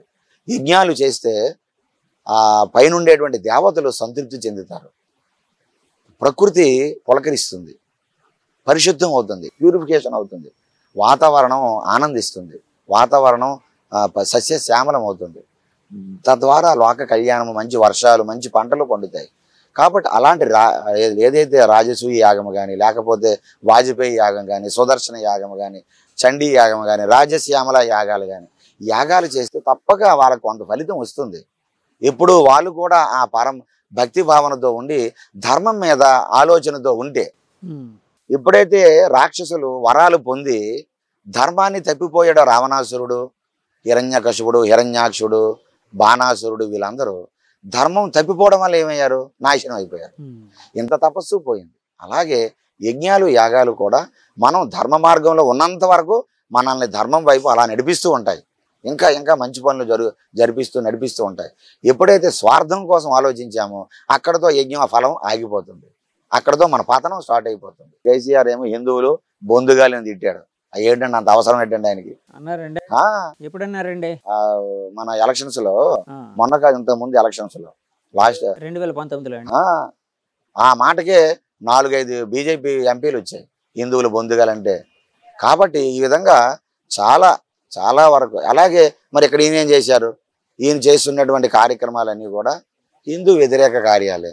మరి ఎలా గెలుస్తారండి? ధర్మం ఎప్పుడైతే మీరు ధర్మం తప్పిపోయారో, ధర్మం తప్పిపోయిన తర్వాత మీకు ఆ యజ్ఞాలు, యాగాలు ఏం ఫలాలు ఇస్తాయి, ఏం ఫలితాన్ని ఇస్తాయి? అందుకే 2 దగ్గరలో కూడా నష్టపోవడం జరిగింది. స్వామి, అంటే నేను చాలాసార్లు వింటూ ఉంటాను, అంటే చూస్తూ ఉన్నాను చాలాసార్లు. అంటే ఒక్కొక్క ప్రభుత్వం అంటే అధికారులు ఉండేటప్పుడు ఒక్కొక్క స్వామీజీ బాగా షైన్ అప్ అవుతుంటారు, అంటే ప్రజల్లోకి బాగా పాపులర్ అవుతూ ఉంటారు. అంటే అది దేనివల్ల నాకైతే తెలియదు. అంటే రాజకీయ నాయకులకి, స్వామీజీలకి అవినాభావ బంధం ఏదైనా ఉందా అండి? ప్రత్యేకంగా అవినాభావ సంబంధం అంటూ ఉండదు స్వామి. అయితే కొన్ని మంచి పనులు నాయకులకు చేయించి ఆ మంచి పనుల ద్వారా ఆయన ఏవైనా ఒక మంచి పదవిలో ఉంటే, మా గురువు గారు ఈ కార్యాలు చేశారు కాబట్టి నాకు ఈ అవకాశం వచ్చిందని ఒక కృతజ్ఞతా భావన ఉంటుంది, ఒక పూజ్య భావన ఉంటుంది. దాన్ని, ఆ పూజ్య భావనని ఈ గురువు ఎవరైతే ఉంటారో, గురుస్థానంలో ఎవరైతే ఉంటారో ఆ నాయకుడితో మంచి కార్యాలు చేయిస్తే ఈయన జీవితం ధన్యమవుతుంది, జీవితం పరిపూర్ణం అవుతుంది. మరి అలా కాకుండా ఆ గురువులు ఎవరైతే ఉంటారో వారు కొన్ని మంచి పనులు ఆ కుటుంబానికి లేదా ఆ నాయకులకి కానీ వాళ్ళ కుటుంబం అంటే నేను అనేది అది కాదు స్వామి. యాక్చువల్గా మంచి పనులు చేయడం వలన సరే, అంటే స్వామీజీల వలన, కొన్ని పీఠాల వలన మంచి పనులు చేయడం వల్ల సమాజ హితం జరుగుతుంది. హైందవ ధర్మం అనే కాకుండా అందరూ, జనులందరూ, అంటే హైందవ ధర్మం కూడా అందరూ బాగుండాలనే కదండి. అంతే కదా. ఇప్పుడు మనమే కాకుండా, హిందువులే కాకుండా సర్వమానవ సమానత్వం అనేది ఉండాలనే కదండి. సర్వే జన సుఖనే బాగుంటారు. నేను అనేది అది కదండి. అంటే చాలాసార్లు ఒక్కొక్కసారి ఒక్కొక్క స్వామీజీ వారు ఎందుకు బాగా పాపులర్ అవుతుంటారు కొన్ని ప్రభుత్వాల్లో? పాపులర్ అంటే వారికి, అంటే వాళ్ళకి నేను అడిగేది స్ట్రైట్ అవే ఒకటే క్వశ్చన్ సార్. వీళ్ళకి, స్వామీజీలకి అక్కడ ఉండే ప్రభుత్వాధినేతలతో సన్నిహిత సంబంధాలు ఉండడం వలన, అంటే కొంతమంది ఆ సన్నిహిత సంబంధాలు ఉంటాయి, కొంతమందికి వారి దగ్గరికి వెళ్తే ఏమైనా మంచి జరుగుతుందేమో, మాకు హిందువులు ఓట్లు పడతాయనో, హిందువులు గౌరవిస్తారనో, హిందువులు అభిమానిస్తారనో రకరకాలుగా ఆలోచనలు ఉంటాయి. తద్వారా కొన్ని పీఠాల దగ్గరికి వెళ్తారు. దాని ద్వారా మరి అటువంటి సంబంధం ఏర్పడి కొన్ని పీఠాలకి స్వాములు పాపులర్ అవ్వడం. ఆనాడు చూడండి రామ్దేవ్ బాబా గారు, నరేంద్ర మోదీ గారు దగ్గరకు ఉండేవారు. అంటే ఆయన కొన్ని కార్యక్రమాలు ఆయన పిలవడం చేయడం ఇలాగా. కాబట్టి ఏది అయినప్పటికీ ఆ సంబంధం అనేది లోక కళ్యాణానికి ఉపయోగపడాలి, మంచి జరగడానికి ఉపయోగపడాలి తప్ప నేను నాయకుడిని నా ఇష్టానుసారంగా నేను ఏది చేస్తామన్నా మా గురువు గారు అండదండలు నాకు ఉన్నాయి, ఆ పీఠం అండదండలు ఉన్నాయి, ఆయన చూసుకుంటారు హిందువులు అందరినీ కూడా, నన్ను నా వైపే నడిపిస్తారు, నాకే మళ్ళీ మళ్ళీ పట్టం కట్టిస్తారు అనేటటువంటి ఆలోచన అనేది కలిగించే విధంగా ఉండకుండా చూసుకోవాలి. అదండి మనం కోరేది. స్వామి, మీరు చాలా కాలం నుంచి అంటే ఇక్కడ ఉత్తరాంధ్ర ప్రాంతంలోని అంటే కొన్ని సమస్యల మీద పోరాడుతున్నారు. అంటే రాజకీయ నాయకులు కొన్ని అంటే ప్రాంతాలని కబ్జాలు చేస్తున్నారు ఇట్లా అని. అంటే నేను పార్టీని మెన్షన్ చేయట్లేదు, కొంత అంటే అలాంటి సమస్యల మీద పోరాడుతున్నారు. అంటే అలాంటివి ఏం జరిగాయండి ఉత్తరాంధ్రలోని ఈ మధ్య? ఉత్తరాంధ్రలో ముఖ్యంగా పరమ పునీతమైనటువంటి పుణ్యక్షేత్రం సింహాచలం, అలాగే శ్రీకాకుళం ఉండేటువంటి అరసవిల్లి కానివ్వండి, శ్రీకూర్మనాథుడు కానివ్వండి, ఇలాంటి పుణ్యక్షేత్రాలు మన రామతీర్థాలు ఉన్నాయి. ముఖ్యంగా మనకి సింహాచల దేవస్థానం మన నరసింహస్వామి వారు, వరాహ నరసింహస్వామి వారు, అక్కడ ఉండేటువంటి అనువంశిక ధర్మకర్త అశోక్ గజపతి గారు. ఈ అశోక్ గజపతిని రాత్రి ఒక జీవోని తీసుకొని వచ్చి ఆయన తొలగించేసి సంచయితాన్ని పెట్టి మానసాస ట్రస్ట్లో ఉండేటటువంటి వందల ఎకరాల భూమి, వేల ఎకరాల భూముల్ని, కొన్ని చాలా లక్షల కోట్లు విలువ చేసే భూముల్ని ఎంత అన్యాక్రాంతం చేశారండి. మనం కన్నులారా చూసాం. అర్ధరాత్రి జీవో తీసుకొచ్చి చివరికి హైకోర్టు మొట్టికాయలు పెట్టి ఆయన ఒక ట్రస్టీని తొలగించాలంటే నేరారోపణ చేయాలి. ఇగో ఈయన తప్పు చేశాడనో, దేవాలయ భూమి తినేశాడో, దేవుడు ఆస్తి మింగేశాడనో ఏదో చూపింది. వాళ్ళేమో పూసపాటి వాళ్ళు అశోక్ గజపతి గారు వేల ఎకరాలు కోట్ల రూపాయలు దేవుడికి ఇస్తే ఆయన ఇచ్చే గౌరవం ఇదేనండి. జగన్మోహన్ రెడ్డి ప్రభుత్వం రాత్రి తీసేశారు. దేనికి తీశారు? ఆ భూమిని తినేయాలి. ఆయన ఉంటే జరగనివ్వడు. మానసాస భూములు ముట్టుకోలేము. సింహాచలం ఈ పరిసరాల్లో ఉండేటువంటి వేల ఎకరాల భూములు చాలా విలువైనవి. విజయసాయి రెడ్డి గారికి అవి కావాలి. ఇక్కడ ఉండే వైసీపీ కొంతమంది, అందరినీ నేను అనడంలే, పార్టీలో కూడా మంచి వాళ్ళు ఉన్నారు, దుర్మార్గులు ఉన్నారు. వాళ్ళకి ఈ మంచి వాళ్ళు మౌనం వహించేశారు. కాబట్టి వాళ్ళ ఇష్టారాజ్యం అయిపోయింది. ఈరోజు వైసీపీ కనుమరుగు అయిపోయింది. స్వయంకృత అపరాధం. ఈ మంచి వాళ్ళు తప్పు అని చెప్పగలిగితే కొంత నష్టం ఎంత జరగదు, కొంతవరకు ఉపశమనం పొంది ఉండేవారు. ఈ మౌనం వహించేశారు. సింహాచల దేవస్థానం భూములు, తిరుపతి మీద అపచారాలు, విజయవాడ సింహాలు మాయమైపోతే పట్టించుకోకపోవడాలు, ఈ శాపాలు తగిలేసే వాళ్ళందరికీ కూడా. అందుకే ఎక్కడా లేనటువంటి దేశ చరిత్రలో ఇన్ని తక్కువ సీట్లు ఎక్కడా లేకుండా 3 నామాలు వెంకటేశ్వరుడివి, 3 నామాలు కాదు నామాలు తీసేస్తామన్నారు. తీసేస్తామంటే నా నామాలు కాదురా మీకు పంగనామాలు పెడతానని 2 నామాలు ఉంచాడు ఆయన వెంకటేశ్వరుడు. 11 సీట్లు ఇచ్చాడు, 2 నామాలు ఉన్నాయి, 3వ నామం పోయింది వీళ్ళకి. ఇది మరేంకేంటండి? ఉత్తరాంధ్రలో వేల ఎకరాలు రామతీర్థంలో రాముడికి శిరస్సు ఖండించేశారు. కనీసం ఎవరినైనా పట్టుకుని శిక్ష వేశారా? రామానుజాచార్యులు ప్రతిష్ఠించిన విగ్రహం అది ఏది? అలాగే అరసవెల్లి భూములు, శ్రీకూర్మం భూములు ఎవరికి నచ్చినట్టుగా దున్నుకొని మొత్తం వాళ్ళ స్వాధీనం చేసుకున్నారు. అడిగితే కేసులు, తప్పు అని చెప్తే వాళ్ళ మీద దాడులు. అంటే మీ మీద ఏమైనా పెట్టారండి? నా మీద వాళ్ళ టీవీ ఛానల్, సాక్షి ఛానల్లో, సాక్షి పేపర్లో స్టోరీలే చేశారు. కిలాడి స్వామి అని, దొంగ స్వామి అని నా మీద చాలా ప్రచారం చేశారు. చాలా అంటే కాదండి, ఏం ఆరోపించారు మీ మీద? మనం ఏదో ఆశ్రమ భూములు మింగేశామని, మా ఆశ్రమ భూములు తినేశారని ఇప్పుడు పెందుర్తి వాళ్ళు చెప్పాలి, ఈ స్వామి మా భూములు మింగేశాడని లోకల్ వాళ్ళు చెప్పాలి. లోకల్ వాళ్ళు ఎవరో చెప్పలే, వాళ్ళు గ్రామస్తులు ఇచ్చిన భూమి అది.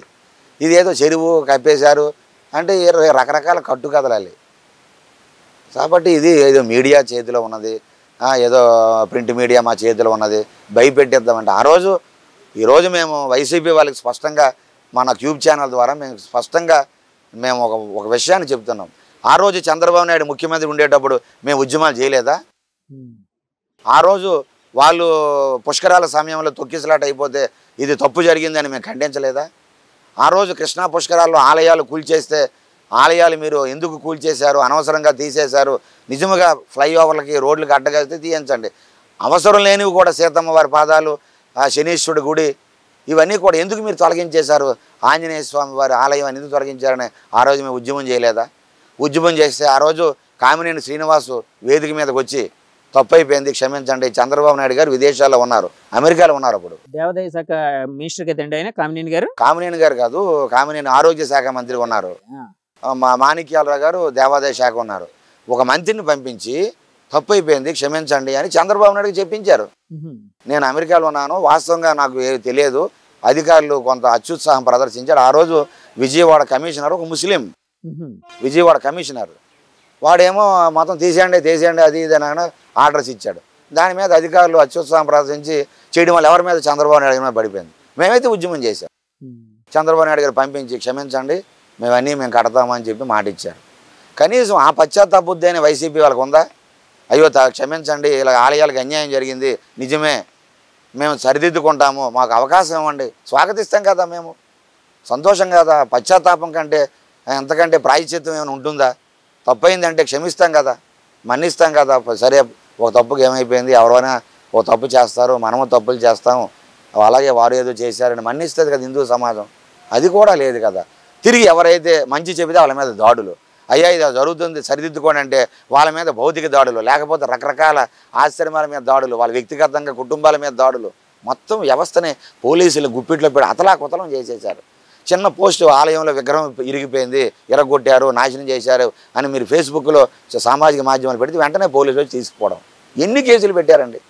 అంటే సామాజిక మాధ్యమాల్లో, సోషల్ మీడియాలో కూడా పోస్ట్ పెట్టకూడదా? అంటే వాక్ స్వాతంత్రాన్ని నాశనం చేసేశారు. ఇవన్నీ శాపాలు అయిపోయాయి. కాబట్టి మేము కోరేది ఏంటంటే పశ్చాత్తాపం ఉండాలి. మరి ఉత్తరాంధ్రలో చాలా వరకు విశాఖపట్నంలో ఎన్ని స్థలాలు కబ్జా చేశారు, సామాన్యులు కన్నీరు పెట్టారు. విజయసాయి రెడ్డి సమయంలో మొత్తం దందా. విశాఖపట్నం మీరు అడగండి, ప్రతి స్ట్రీట్కి వెళ్ళండి, ఎక్కడెక్కడ ఖాళీ స్థలాలు ఉన్నా రాత్రి స్లాబ్ వేసేసి వారి దగ్గర డూప్లికేట్ దొంగ డాక్యుమెంట్లు పెట్టేసి వాళ్ళతో బెదిరించి వాళ్ళ దగ్గర పర్సంటేజీలు లాగేశారు. ఎన్ని అకృత్యాలండి. ఇవన్నీ వదులుతాయి స్వామి. పాపం పాపమే, పుణ్యము పుణ్యమే. పెద్దలు అంటారు పుణ్యం గొడుగు, పాపం పిడుగు అని. ఈరోజు పిడుగు పడింది వైసీపీ మీద, సర్వనాశనం అయిపోయారు. వాళ్ళ మీద మనకేం కోపం ఏంటండి? మంచిగా ఉంటే మంచి చేస్తే మనము స్వాగతిద్దాం. అంటే వైసీపీ పాలన, ఇప్పుడు వైసీపీ 2019 నుంచి 2024 వరకు పాలించారు వాళ్ళు. ఇప్పుడు చంద్రబాబు గారు కూటమి అనేది ఒక అద్భుతమైన విజయంతో వచ్చింది ప్రభుత్వంలోకి. సో వైసీపీ పాలనలో జరిగిన మంచిని చెప్పాలంటే మీరు ఏం చెప్తారు స్వామి? వైసీపీ పాలనలో మంచి ఉండే కదండి చెప్పడానికి. ఆయన పోనీ హిందూ ధర్మం వదిలేయండి, సమాజం ఈరోజు విద్యార్థులు ఉన్నారు, భావి భారత పౌరులు. విద్యార్థులు ఎంత నష్టపోయారండి. చాలామంది మా ఆశ్రమాలకు వచ్చి బాధన పడి, విద్యార్థులు చాలా బాధపడి, అంటే అమ్మఒడని లేకపోతే ఫీజు రియంబర్స్మెంట్ అని ఇలాంటివన్నీ ఇవ్వడం వల్ల విద్యార్థులకు కొంత ఇది జరిగింది కదా, బెనిఫిట్ జరిగింది కదా. ఎవరికి ఫీజు రియంబర్స్మెంట్ ఇవ్వాలి, ఎవరికి జగనన్న విద్యా దీవెన ఇవ్వాలి. నిజంగా ఎవరైతే పూరెస్ట్ పూర్ ఉన్నారో వారికి మరొక 10,000 20,000 అదనంగా ఇవ్వండి, సంతోషిస్తాం. అదేమీ లేదు. ఉన్నవాడికి లేనివాడికి అంత తేడా లేకుండా ప్రతి ఒక్కరికి అకౌంట్లో వేసేస్తే 30 ఎకరాల భూమి ఉండేవాడికి, పెద్ద బిల్డింగ్లు కట్టుకునే వాడికి, హాయిగా ఉండేవాడికి, అంతస్తులు ఉండే వాళ్ళకి, ఆర్థికంగా బాగా నిలదొక్కుని ఉండేవాడికి కూడా అమ్మఒడి జగనన్న విద్యాకానికి ఇచ్చేస్తే ఏం ఉపయోగం అండి? నిజంగా పేదవాళ్ళని గుర్తించాలి. వాళ్ళకి ఇంకా కావాల్సిన ₹1,00,000 అదనంగా పెంచండి, సంతోషిస్తాం. అదేది లేదే. పేదవాడికి ఒకటే, అందరికీ మొత్తం ఇచ్చేసి. ఆశ్రమానికి వచ్చి విద్యార్థులు బాధపడేవారు అన్నారు కదండి, దేనికోసం? విద్యార్థి అంటే ఉద్యోగాలు, చదువుకునేటటువంటి నిరుద్యోగులు, వారికి సరైన ఉపాధి లేక, ఉద్యోగాలు లేక, వాళ్ళకి ఏదైతే మన డిఎస్సి ఉందో అది తీయక తెలంగాణ వెళ్ళిపోయి, ఫ్యాక్టరీస్ లేక, కంపెనీలు రాక, వచ్చే కంపెనీలు మూతపడిపోయి జెండాలు ఎత్తేసిపోయి, వాళ్ళకి పర్సంటేజీలు కావాలని చెప్పి భయపెట్టి మాకు ఎంత ఇస్తే కానీ ఇక్కడ కంపెనీ పెట్టిస్తామని ఎన్ని కంపెనీలు పోయాయండి, ఎన్ని కంపెనీలు ఇతర రాష్ట్రాలకు పోయాయి. ఏది ఉపాధి ఏది? కాబట్టి అన్ని విధాలుగా కూడా నష్టపోయి ఈరోజు ఏదో కొన్ని పథకాలు ఇచ్చారు. ఆయన ఏం చేశారు? నిత్యావసర వస్తువులు పెంచేశారు. ఒకప్పుడు మాకు ఆశ్రమానికి నెలకి 2,500 ఎంతో కరెంటు బిల్లు వచ్చేది. ఈరోజు 4,400, 4500 కరెంటు బిల్లు వస్తుంది. మరి ఇవన్నీ కరెంటు బిల్లు పెంచేసి నిత్యావసర వస్తువులు నూనె, పప్పు దినుసులు ఇవన్నీ పెంచేసి మీరు అకౌంట్లో 10,000 వేసాను, ఆటో ఆయనకి ఏమో 10,000 పెంచాను, ఎందుకు ఉపయోగం ఏముంది? మరి వస్తువులు రేట్లు పెంచడం ఎందుకు, మళ్ళీ ఆ డబ్బులు అకౌంట్లో వేయడం ఎందుకు, ఈ బట్టలు నొక్కడం ఎందుకు, ఈరోజు బట్టలన్నీ ఓడ తీసుకొని మీరు వీధుల్లో తిరగడం ఎందుకు, ఏం అవసరం ఉందండి? కాబట్టి చాలా వరకు కసి అంటే కాదు, వైసీపీ ప్రభుత్వంలో ఎలాంటి మంచి జరగలేదని భావిస్తున్నారు? జరగవచ్చు, పూర్తిగా జరగలేదని నేను చెప్పడం లేదు, జరగవచ్చు. కానీ ఆశించిన మంచి కంటే చెడు ఎక్కువ జరిగిపోయింది. అది పోనీ చెడు జరగకుండా వాళ్ళు కొంత మంచి చేసి ఉంటే కొద్ది చేసినా 1%, 2%, 5% చేయని సంతోషిద్దరు. మంచి కంటే చెడు ఎక్కువ చేసేసి దందాలు, భయభ్రాంతులు, భౌతికమైన దాడులు, చేతులు అధికారాన్ని చూపి ఇష్టానుసారంగా వాగుళ్ళు. ఆ మంత్రులుగా మాట్లాడారండి. మంత్రి అంటే ఎంత దీనిగా అంత హుందాగా ఉండాలండి. కొడాల నాని ఎవడయ్యా, ఆడేవాడయ్యా, ఈడేవాడయ్యా, ఏ ఆంజనేయ స్వామి చెయ్యి విరిగిపోయిందా, అది సిమెంట్ బొమ్మే కదా, విరిగిపోతే విరిగిపోద్ది, ఏమైపోయింది, అది సిమెంట్ విగ్రహమే కదా, బొమ్మకి ఏమైపోయింది చూడండి. వీడి కారు పగలగొట్టేస్తాం, వీడి కారు పగలబట్టి నీ కారే కదా, మీ కారు తగలబెట్టిస్తే నీ కారే కదా, నువ్వు కాలిపోలేదు కదా అంటే ఊరుకుంటాడా? ఎంత వికృతంగా మాట్లాడారండి. సింహాలు, వెండి సింహాలు మా వెండే కదా, తెచ్చి పెట్టేస్తానండి, ఒక ఏదో 10 లక్షలు అవుద్ది, రథం కాలిపోయింది, కర్రే కదా, మరొక రథం చేయించేస్తాం కదా. ఏమిటి ఆ మాటలు? మంత్రులుగా మాట్లాడే మాటలదేనా? ఎంత తప్పు జరిగితే ఖండించాలి, సరే మేము సరిదిద్దుకుంటాము, లేకపోతే దోషుల్ని పట్టుకుంటాము. మాట్లాడితే టీడీపీ మీద దోసేశాడు, టీడీపీ వాళ్ళే మమ్మల్ని ఇబ్బంది పెడుతున్నారు, ఈ ఆలయాల మీద దాడులు చేస్తున్నారు. ఆల్ రైట్, టీడీపీ వాళ్ళని అరెస్ట్ చేయండి, సాక్ష్యాధారాలు నిరూపించి చూపించండి, హిందూ సమాజం ముందు ప్రజా కోర్టులో పెట్టండి. హిందూ సమాజం చేదరించేసింది కదా టీడీపీ వాళ్ళని. మరి అదేనా మీరు చేసినారా? ఎక్కడా లేదు. పిచ్చోడు, మధ్య సిమ్మిది లేనివాడు, ఆకతాయిలు చేస్తున్నారని చెప్పి హిందువులు పిచ్చోళ్ళు చేయించారు. రెండ్రా మా పిచ్చితనం మీకు చూపెడతాం అని మొత్తం గుద్దారు. ఏమైంది ఈరోజు? మీ ప్రగల్భాలు, మీ తాలూకా మాటలు, వాగుళ్ళు అన్నీ పోయాయి. కాబట్టి మేము కోరేది ఏంటంటే సాధు సంతులుగా మారండి, మంత్రులుగా మీ హుందాతనాన్ని, ప్రభువులుగా, మీ పాలకులుగా మీ మంచితనాన్ని సమాజానికి ఇవ్వండి. పదే మీకు అవకాశం ఇస్తారు. మాకేంటి మీ ప్రభుత్వం మీద వ్యక్తిగతమైన ద్వేషమో, మరొక ముఖ్యమంత్రి మీద మాకేమైనా అధికమైన ప్రేమో ఎవరూ ఉండదు. అందరూ బాగుండాలని కోరుకుంటాం. ఒక సాధువుగా, సన్యాసులుగా అందరం బాగుండాలని కోరుకుంటాం. మాకు వ్యక్తిగతమైన అభిమానం ఎవరి మీద ఉండదు. మోదీ గారిని మేము అభిమానిస్తాం, ఎందుకని హిందుత్వాన్ని కాపాడుతున్నారు. అలాగని ఇతర మతాలకు ఏమీ అన్యాయం చేయలేదు. పోనీ ఏమైనా ఇతర మతాలకు అన్యాయం చేశారని ఎవరైనా ముస్లింలు ధర్నాలు చేశారా? మాకు ఆయన వచ్చాడు, మమ్మల్ని ఇబ్బంది పెట్టేస్తున్నాడు, మా ఆస్తులు లాక్కుంటున్నాడని. మరి ఎక్కడెందుకు ఇంత ధర్నాలు జరిగాయి? ఆ ఏపీలో హిందువులు ఎందుకు ధర్నాలు జరిగి, హిందువులు ఎందుకు రోడ్లు ఎక్కారు? రామతీర్థంలో ఉద్యమాలు ఎందుకు జరిగాయి? శ్రీశైలంలో ఉద్యమాలు ఎందుకు జరిగాయి? తిరుపతిలో భక్తులు down Jagan down, endowment minister down, TTD chairman ఎందుకు భక్తులు గట్టిగా గగ్గోలు పెట్టారు? చందనోత్సవం జరిగితే తొక్కిసలాట అయిపోయి విఐపీలకి అడుగులు మడుగులు ఎత్తి సామాన్యులు తోసేశారు కదా, అందరూ కూడా చేదరించి ఎందుకు తిట్టారు? కాబట్టి ఇలాంటి తప్పిదాలు జరగకుండా సరిదిద్దుకొని మంచి మార్గంలో వెళితే అందరూ సంతోషిస్తాం. స్వామి, ఇప్పుడు కూటమి వచ్చింది కదండి, కూటమి విజయాన్ని ఎలా చూస్తున్నారు స్వామి మీరు? కూటమి అనేది, ఈ కూటమి విజయం హిందువులందరి తాలూకా మనోభావాలని ప్రతిబింబిస్తుందండి. హిందువులందరూ కూడా తప్పనిసరిగా ఈ రాష్ట్రం బాగుండాలంటే మన హిందూ ధర్మము, మన ఆలయాలు, మన గోవులు, ఆశ్రమ భూములు, మీకు తెలుసో లేదు, అచ్యుతానంద స్వామి అని విన్నానండి, తిరుపతిలో రాత్రి భూములు, ఆశ్రమ భూములు ఉన్నాయని చంపేసి అక్కడ ఉండేటువంటి కొలంలో పడేశారు, ఆశ్రమంలో చంపేసి. ఆశ్రమం వంట చేస్తున్న ఒక 60 సంవత్సరాల ముసలావిడిని చూసిందని వివస్త్రణ చేసి తుప్పల్లో పడేశారు. ఎంత అన్యాయం అండి!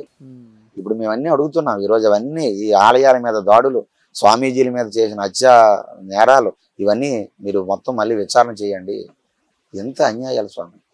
కాబట్టి ఈ కూటమి ప్రజలందరూ, హిందువులందరూ చాలా పగ తీర్చుకున్నారు, కసి తీర్చుకున్నారు.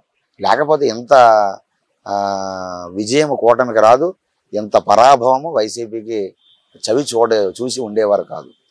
కాబట్టి ఎన్ని బాధలు పెట్టారండి, ఎన్ని ఇబ్బందులు పెట్టారండి. కాబట్టి అడిగితే వాళ్ళ మీద కేసులు పెట్టాడు, బయటికి రాకుండా రకరకాల భయభ్రాంతులకు గురి చేశారు. స్వామి, బీజేపీ మీద కూడా కొన్ని రకమైన ఆరోపణలు అయితే ఉన్నాయి కదా స్వామి. ఎప్పుడైనా బీజేపీ అధికారంలోకి రావాల్సి వచ్చినప్పుడు హిందుత్వ ట్రంప్ కార్డుని ఎప్పుడు యూజ్ చేస్తూ ఉంటుంది ఇలా అని.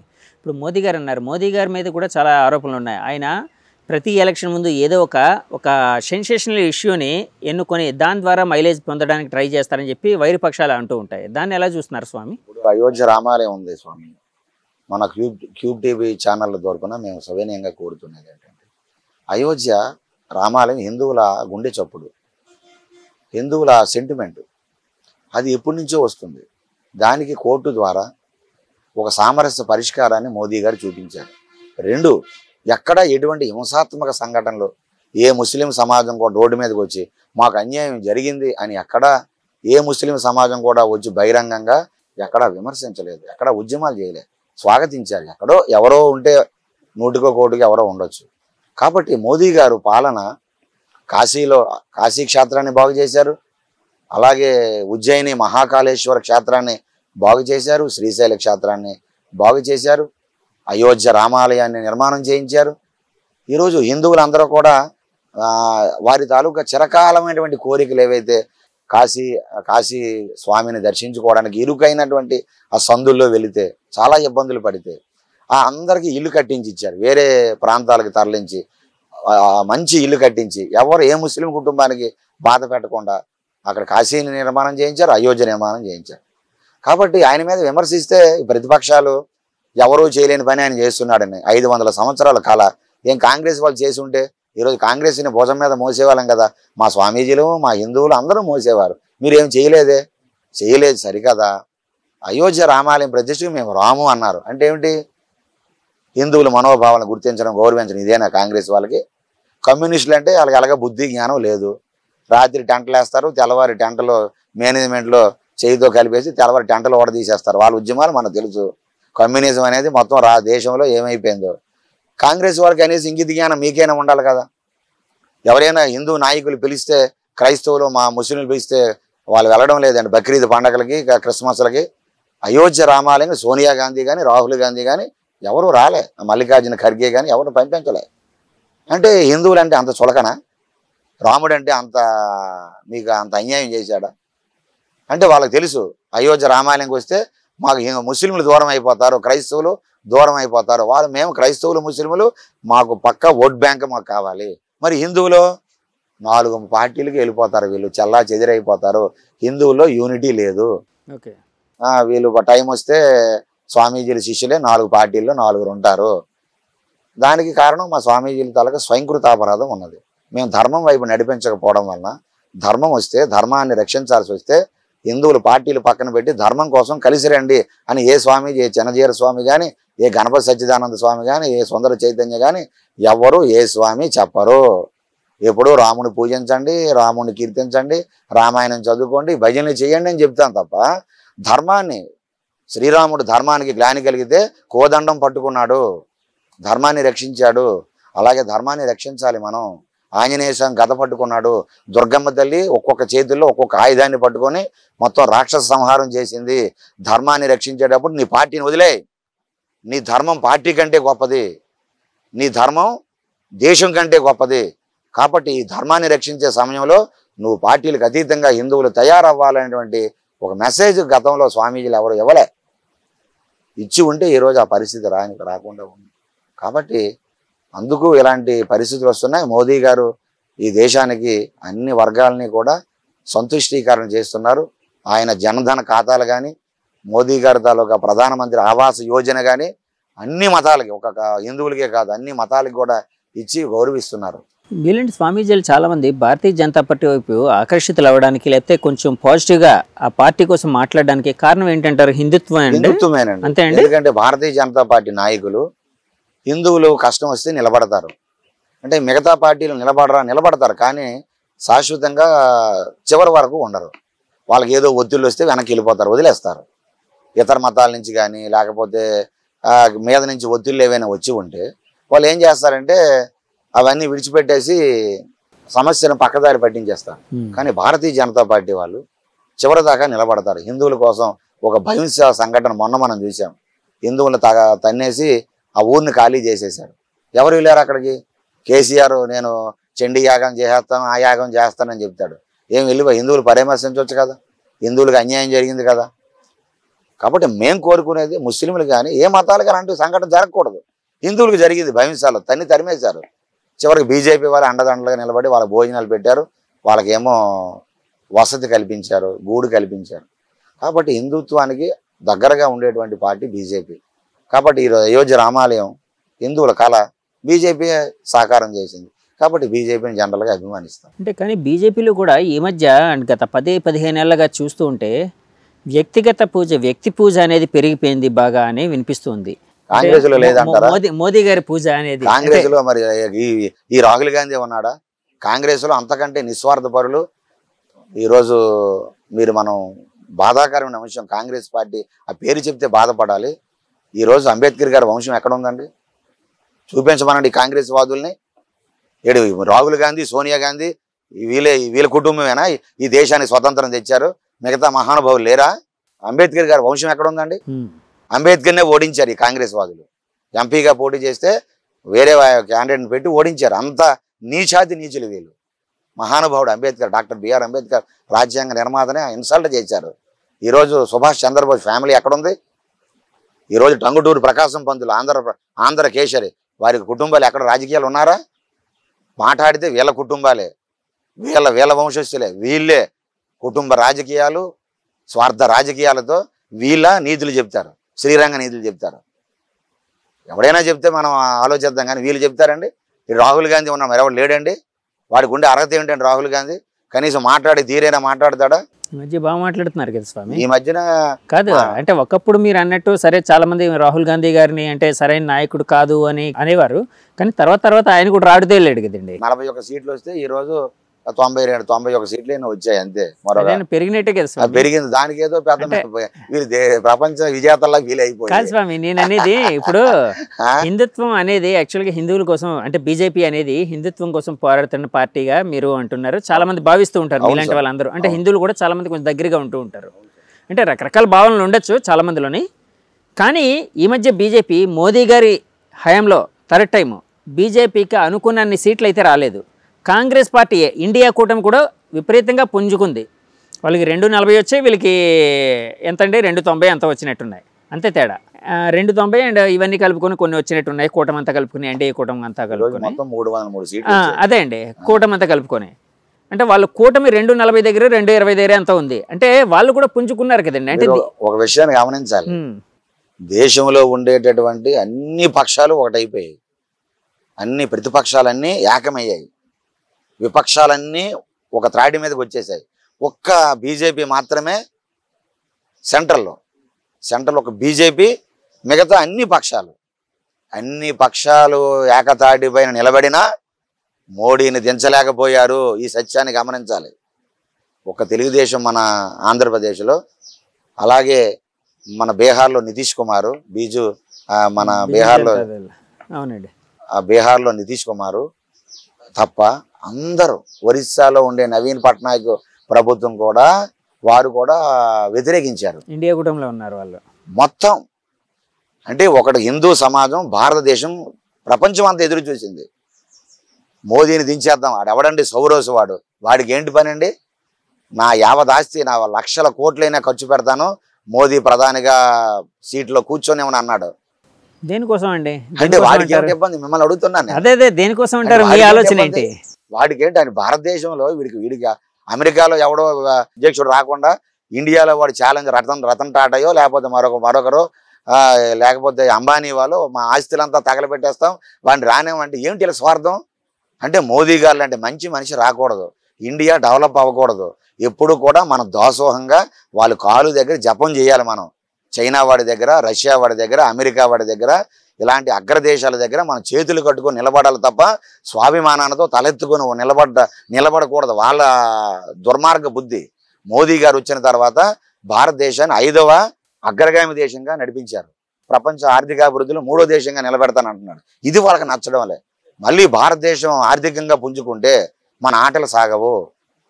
ప్రపంచాన్ని అంతా కూడా మేము గుప్పిట్లో ఉండాలి, అన్ని దేశాలు మా చేతుల్లో ఉండాలి, మా కాలు కింద చెప్పుల్లాగా ఉండాలి అన్ని దేశాలు. లేకపోతే సద్దాం హుస్సేన్తో యుద్ధం దేనికండి? ఈరోజు రష్యాను ఉక్రెయిన్ దెబ్బలాడుకుంటే వాళ్ళు చూసి ఎందుకంటే ఆనందాన్ని పొందుతున్నారు అంటే ఒక దేశం కొట్లాడుకుంటే వాళ్ళకి ఆనందం. దేశాలు దెబ్బలాడుకుంటూ ఆర్థికంగా చితికిపోవాలి.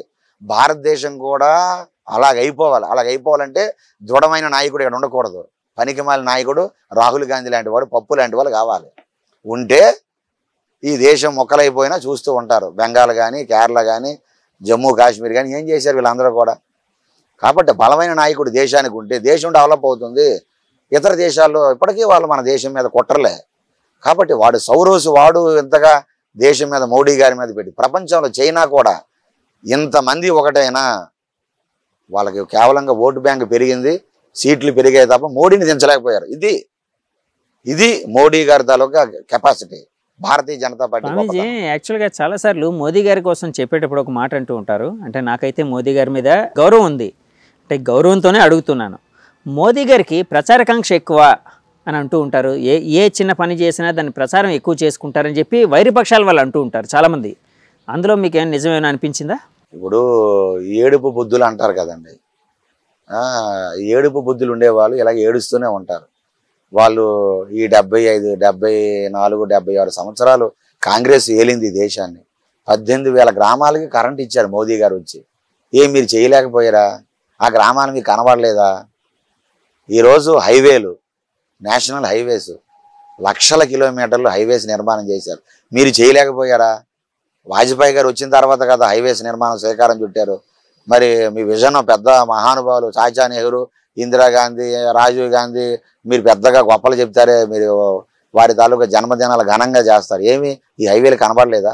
ఈరోజు మోదీ గారు వచ్చిన తర్వాత, బీజేపీ వచ్చిన తర్వాత ఈరోజు హైవేస్ కానీ, ఈరోజు విశ్వవిద్యాలయాలు, అలాగే మెడికల్ కాలేజీలు, ఐఐటి సెంటర్స్ ఎన్ని కట్టారండి, ఎన్ని ఇచ్చారు. మరి మీరు ఏం చేశారు ఈ దేశానికి? ఈరోజు ఎక్స్ప్రెస్ వేస్, ఈరోజు ట్రైన్స్, వందే భారత్ ట్రైన్లు, కనీసం మీరు భోగిలోనైనా సరైన సౌకర్యాలు మీరు కల్పించారా? ఈరోజు Vande Bharat train, bullet trains కూడా రేపు మోదీ గారు తీసుకొస్తున్నారు. విప్లవాత్మకమైన మార్పులు చేస్తున్నారు. ఎక్కడ ఒక్క రూపాయి అవినీతి లేదు, స్వార్థం లేదు, తన వెనక ఎవరు కుటుంబీకులు లేరు, తన తమ్ముడో తన మేనలుడో మనవడికో అధికారం లేదు. ఈరోజు కాంగ్రెస్ వాళ్ళు చెప్పమనండి, సమాజ్వాదీ పార్టీ వాళ్ళు చెప్పమనండి, లేకపోతే బహుజన సమాజ్వాదీ చెప్పమనండి, లేకపోతే మరొక పార్టీని చెప్పమనండి. వీళ్ళందరూ కూడా తండ్రి తర్వాత కొడుకు, కొడుకు తర్వాత మనవడు ఈ దేశాన్ని పంచుకోవడానికి సిద్ధంగా ఉన్నారు. వీళ్ళ నీతులు చెప్తారు. కాబట్టి ఇలాంటి ఏడుపు బీతుల కబుర్లు ఆపాలి. ఈరోజు భారతదేశం అన్ని రకాలుగా అభివృద్ధి చెంది కరోనా వచ్చినప్పుడు ప్రపంచ దేశాలకి వ్యాక్సిన్ ఇచ్చాం. ఇంగ్లాండ్ ప్రధానమంత్రి చెప్పాడు, నేను వ్యాక్సిన్ వేసి బ్రతికానని. అంతకంటే ఏమిటి ఉందండి? ఇండియా వ్యాక్సిన్ వేసుకున్నాను, నేను బ్రతికాను, చనిపోతారన్నారు డాక్టర్లు, నేను బ్రతికాను అన్నాడండి ఇంగ్లాండ్ ప్రధానమంత్రి. మనం చెప్పమని అది చెబితే వీళ్ళకి ఏడుపు. ఎవడో చెప్పకూడదు. ఒకప్పుడు ఇతర దేశాల మీద దేహి దేహి దేహి అని ఎప్పుడు చెయ్యిలు చాపే వ్యవస్థనే తయారు చేశారు. అలాంటిది ఈరోజు ఇచ్చే పరిస్థితికి మోడీ గారు తీసుకెళ్లారు. ఇంతకంటే డెవలప్మెంట్ ఏం కావాలండి? స్వాభిమానం ఎంతకంటే ఏం కావాలండి? ప్రతి ఒక్కరు ఈరోజు ప్రపంచంలో అన్ని కార్పొరేట్ సంస్థలు సీఈఓలు మన భారతీయులు. సత్యనాదేండ్ల, సుందర్ పిచాయ్, మరొకరు అన్ని సీఈఓస్. ఈరోజు భారతదేశం అడ్వాన్స్డ్ టెక్నాలజీ, ఇస్రో చంద్రయాన్ 3 ప్రయోగించింది. దక్షిణ ధ్రువం మీద రోవర్ సేఫ్ ల్యాండింగ్ చేయగలిగే ఘనత ఈరోజు భారతదేశం సాధించిందంటే కాంగ్రెస్ వాళ్ళు ఉండేటప్పుడు చేయలేకపోయారా? ఆనాడు కూడా అటల్ బిహారీ వాజ్పేయి గారు ఉండేటప్పుడే పోఖ్రాన్ అణుబాంబు ప్రయోగాలు చేశారు. ప్రపంచ దేశాలు మేము సామాన్యులు కాదని నిరూపించారు. దేశం తలెత్తుకునే ఒక పని మీరు కాంగ్రెస్ వాళ్ళు చేశారు. అమెరికా కన్నుగప్పి మరీ చేశారు. కాబట్టి ఎందుకు ఏడుపీతి మాటలు? మీ కాంగ్రెస్ ప్రభుత్వం ఏం చేసింది? ముస్లింలకి ఒక దేశం ఇచ్చింది కాదండి. మోదీ గారికి ప్రచారకాంక్ష అనే వ్యాఖ్య ఫక్తు పొలిటికల్ స్టేట్మెంట్ అండి. నిజంగా ప్రచారకాంక్ష ఉంటే వాళ్ళ అమ్మ చనిపోయింది కదండి, వాళ్ళ అమ్మగారు స్వర్గస్థులు అయ్యారు. స్వర్గస్థులు అయినట్టు ఒక ప్రధానమంత్రి, ఒక ఎమ్మెల్యే తల్లి చనిపోతే వేలాది మంది పెద్ద అట్టహాసాలతో పుష్పాలు ముంచెత్తేసి అనేక స్తోత్రాలతో వేద పఠనాలతో తీసుకువెళ్తారు. కనీసం మున్సిపల్ వాహనం మీద ఆయన ప్రధానమంత్రి అమ్మ డెడ్ బాడీని పెట్టి మున్సిపల్ వాహనంలో తీసుకుని వెళ్ళి నిరాడంబరంగా సాధారణమైన కట్టెలు, మామూలు ఒక ఎమ్మెల్యేలు ఇలాంటి వాళ్ళు చనిపోయినా గంధం చాకలేసి కాలుస్తారు. సాధారణమైన సామాన్యులు చనిపోతే ఏ కట్టెలు అయితే ఆ కట్టెలు వేసి దాన సంస్కారాలు చేశారండి. తెల్లవారి 3 గంటలకి అన్ని కార్యక్రమాలు రాత్రి చనిపోయింది, తెల్లవారి 9 గంటలకు అన్ని కార్యక్రమాలు అయిపోయాయండి. ఎంత నిరాడంబరం అండి. ఏం ప్రచారకాంక్ష అండి ఆయనకి ఎవరున్నారండి ప్రచారకాంక్ష? పిల్లలు ఉన్నారనా, లేకపోతే బంధువులు ఉన్నారనా, ఎవరున్నారండి? ఈ మోదీ మీద ఏడుపు, అలాగే యోగి ఆదిత్యనాథ్ మీద ఏడుపులు. వీళ్ళు ఇంతవరకు ఆటలు సాగాయి, వీళ్ళు సాగనివ్వడం లేదు. ఇష్టానుసారంగా పందికొక్కుల్లా తిన్నారు ఈ దేశాన్ని. ఎన్ని కుంభకోణాలండి వీళ్ళ, ఈ చండాలులు, ఈ అపరాచుల వీళ్ళు మాట్లాడతారు మోదీ గారిని. సెయింట్ స్కిట్స్ కుంభకోణం, బోఫోర్స్ కుంభకోణం, 2G స్పెక్ట్రమ్ కుంభకోణం, దానా కుంభకోణం, పశు దానా కుంభకోణం, గడ్డి కుంభకోణం, ఎన్ని కుంభకోణాలు కాదు, తినేశారండి దేశాన్ని. వీళ్ళ చెప్తారు. ఈరోజు ఒక్క కుంభకోణం అని ఉన్నదా? మోదీ గారు వచ్చిందా చూపించమనండి, ప్రతిపక్షాలు తీయమనండి. కాబట్టి ఈరోజు ప్రపంచం గౌరవిస్తుంది. ప్రపంచంలో మొదటి ప్రధానుల్లో ఉత్తమోత్తముడిగా నెంబర్ 1లో ఉన్నాడు ఈరోజు నరేంద్ర మోదీ. ఆయన మీద ఎందుకయ్యా మీకు ఏడుపులు? ప్రపంచ నేత అంటూ ఆయన కెనడా ప్రధాని ఏమన్నారండి? Modi you are the boss, is the boss to the world అంటూ కీర్తించాడు ఆయన. ఎవరైనా చెప్పారా? భారతీయులు బీజేపీ వాళ్ళు వెళ్ళి నువ్వు డబ్బా కొట్టవయ్యా నాయన, నువ్వు డోలకు వాయించవయ్యా నాయన అని కెనడా ప్రధానమంత్రి చెప్పారండి? యు ఆర్ ద బాస్ అన్నాడు ఆయన. వీళ్ళకేమో గిట్టదు. ఎందుకు? తినేసి ఉన్నారు కోట్ల రూపాయలు. ఈరోజు ఎక్కడదండి వీళ్ళకి వేల కోట్ల రూపాయలు? ఈ నాయకులకి వీళ్ళు ఎక్కడి మీద విచారణ చేయిస్తారో, ఏమైపోతామో, మన ఆస్తులు ఏమైపోతాయి భయం. అందుకే దుర్మార్గులు అందరూ ఒకటైపోయారు. అయినా మోదీ గారి తాలూకా మెజారిటీని తగ్గించగలిగారు బీజేపీ తప్ప, ప్రధానిగా అడ్డుకోలేకపోయారు. ఇది ధర్మ విజయం. అంటే యాక్చువల్గా స్వామీజీలు హిందూ అంటే సన్యాసం స్వీకరించిన వాళ్ళు ఐహిక సుఖాలన్నింటినీ త్వజిస్తారు. అంటే సొసైటీలో పరిణామాలు గమనిస్తూ ఉన్న దూరంగా ఉంటారు చాలా వాటికి.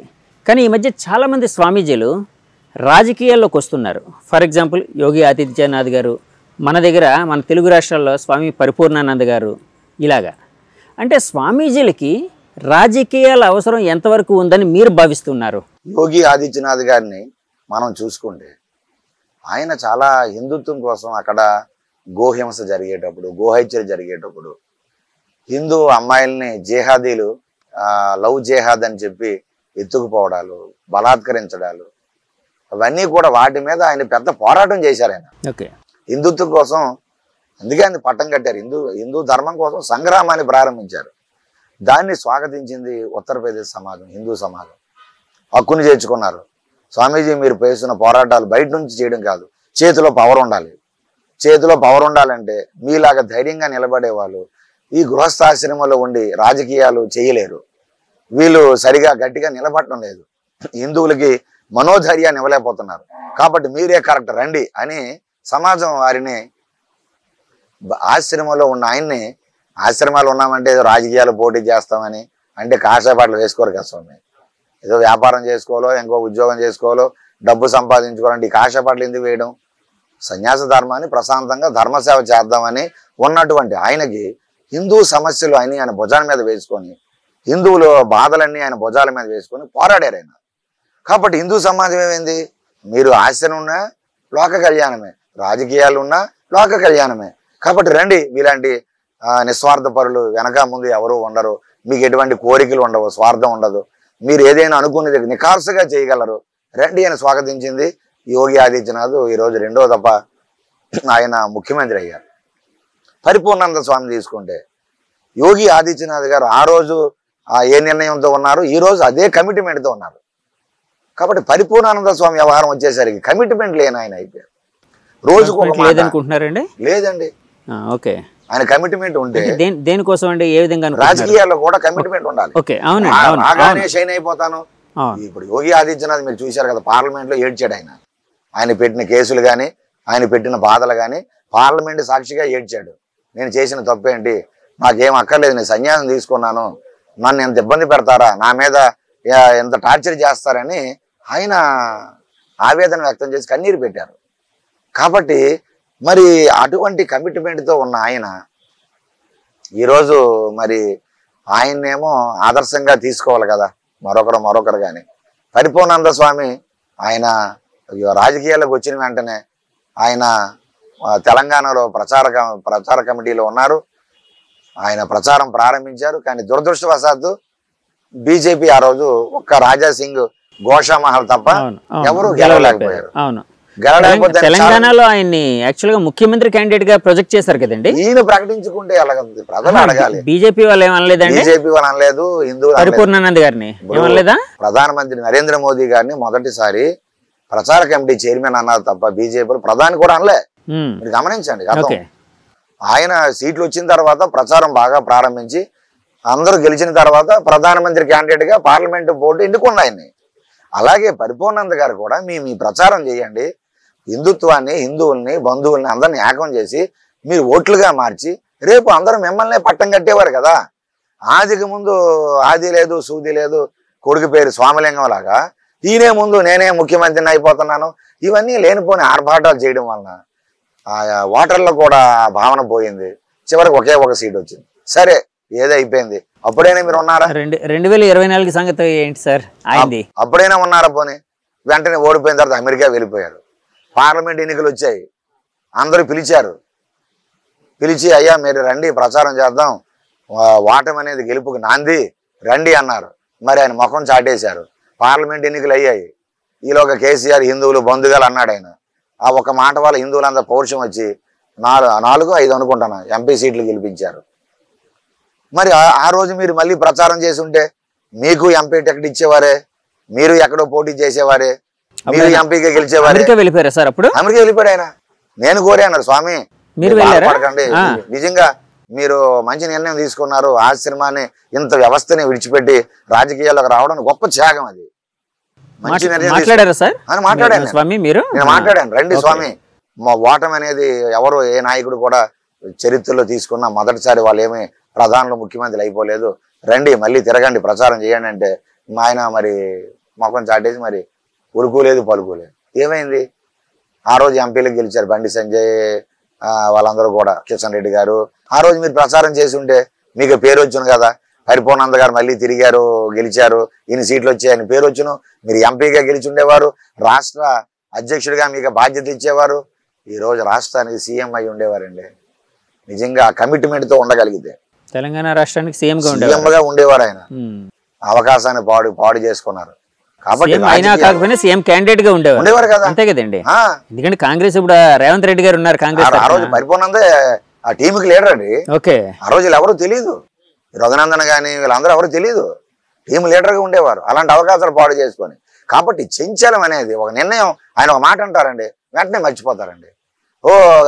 గో రథయాత్ర అంటారు, ఫలానా టైంలో ప్రారంభం అంటారు. సరే నెల రోజులు పోయిన తర్వాత ఆ మాటకి విలువ ఉండదు. కాబట్టి కమిట్మెంట్. హిందూపూర్ లో పోటీ చేయడాన్ని మీరు ఎలా చూస్తున్నారు సార్? అది అంటే అది కొంచెం ఆయనకి మంచిదా, అంటే ఒక మంచి చేసిందా, లేకపోతే ఆయనకి కొంత నష్టాన్ని చేసింది కదండి. హిందూపురంలో పోటీ చేస్తాం అన్నారు, మంచిదే. బీజేపీ సీట్ ఇవ్వలేదు. ఎందుకు సీట్ ఇస్తుందండి? ఎందుకు ఇస్తా చెప్పండి సీటు? మీరు నెల ముందు వెళ్ళిపోయి నాకు సీట్ ఇచ్చేమంటే ఎలాగిస్తుందండి? 2 సంవత్సరాల నుండి అక్కడ వర్క్ చేసుకుంటున్నారు. అదే అండి, అవునవును, అంతే కదండి. నియోజకవర్గ సమన్వయకర్తలుగా వేసుకున్నారు, అక్కడ వర్క్ చేసుకున్నారు. సత్యకుమార్ వర్క్ చేసుకుంటున్నారు, మరొక తెలుగుదేశం మరొకరు వర్క్ చేసుకుంటున్నారు. చాలా లక్షల రూపాయలు ఖర్చు పెట్టి వాళ్ళు మీటింగ్లు పెట్టి వాళ్ళు ప్రచారం చేసుకుని అంతా అయిపోతే, అదేదో మీరు 2 సంవత్సరాల క్రితం అడగొచ్చు కదా బీజేపీ హైకమాండ్ని, హిందూపురం మాకు ఇవ్వండి, నేను ఇక్కడ పోటీ చేస్తాను, నాకు అవకాశం ఇవ్వండి, పార్టీ కోసం కష్టపడతాను అని అడగొచ్చు కదా. అన్నీ అయిపోయి నెల రోజుల ముందు వెళ్ళిపోయి నాకు టికెట్ ఇచ్చేయండి అంటే సమన్వయకర్త ఏమవ్వాలి? అక్కడ క్యాండిడేట్లు ప్రచారం చేసుకున్న వాళ్ళు ఏమవ్వాలి? ఇది ఎంతవరకు న్యాయం, ధర్మం చెప్పండి. కాబట్టి మీరు ఆశ్రయం పెట్టినటువంటి కాకినాడ ప్రాంతంలో ఎందుకు మీరు పోటీ చేయలేదు? మీకు నిండు భక్తులు ఉన్నారు కదా అక్కడ, ఎక్కడ వదిలేసి ఎక్కడికో వెళ్ళిపోయి ఏదో చేస్తాం అనుకోవడం కూడా అది మంచి పద్ధతి కాదని నా అభిప్రాయం. మీరు ఉంటున్నట్టు స్థానికంగా ఆశ్రమం ప్రభావం ఆ పరిసరాల జిల్లా మీద పడుతుంది. తూర్పుగోదావరి జిల్లాలో ఎక్కడైనా పోటీ చేయండి. స్వామి, ఇప్పుడు సరే బీజేపీ సీట్ ఆయన ఆశించారు పరిపూర్ణానంద స్వామీజీ. సో వాళ్ళు ఇవ్వలేకపోయారు, వాళ్ళకు ఉండే క్యాలిక్యులేషన్ వలన అడ్జస్ట్మెంట్ చేయలేకపోయారు. సో అలాంటి సమయంలో ఆయన ఇండిపెండెంట్గా వేయకుండా ఉంటే బాగుండేదని అనుకుంటున్నారా? ఇండిపెండెంట్గా వేశారు, పోరాడారు.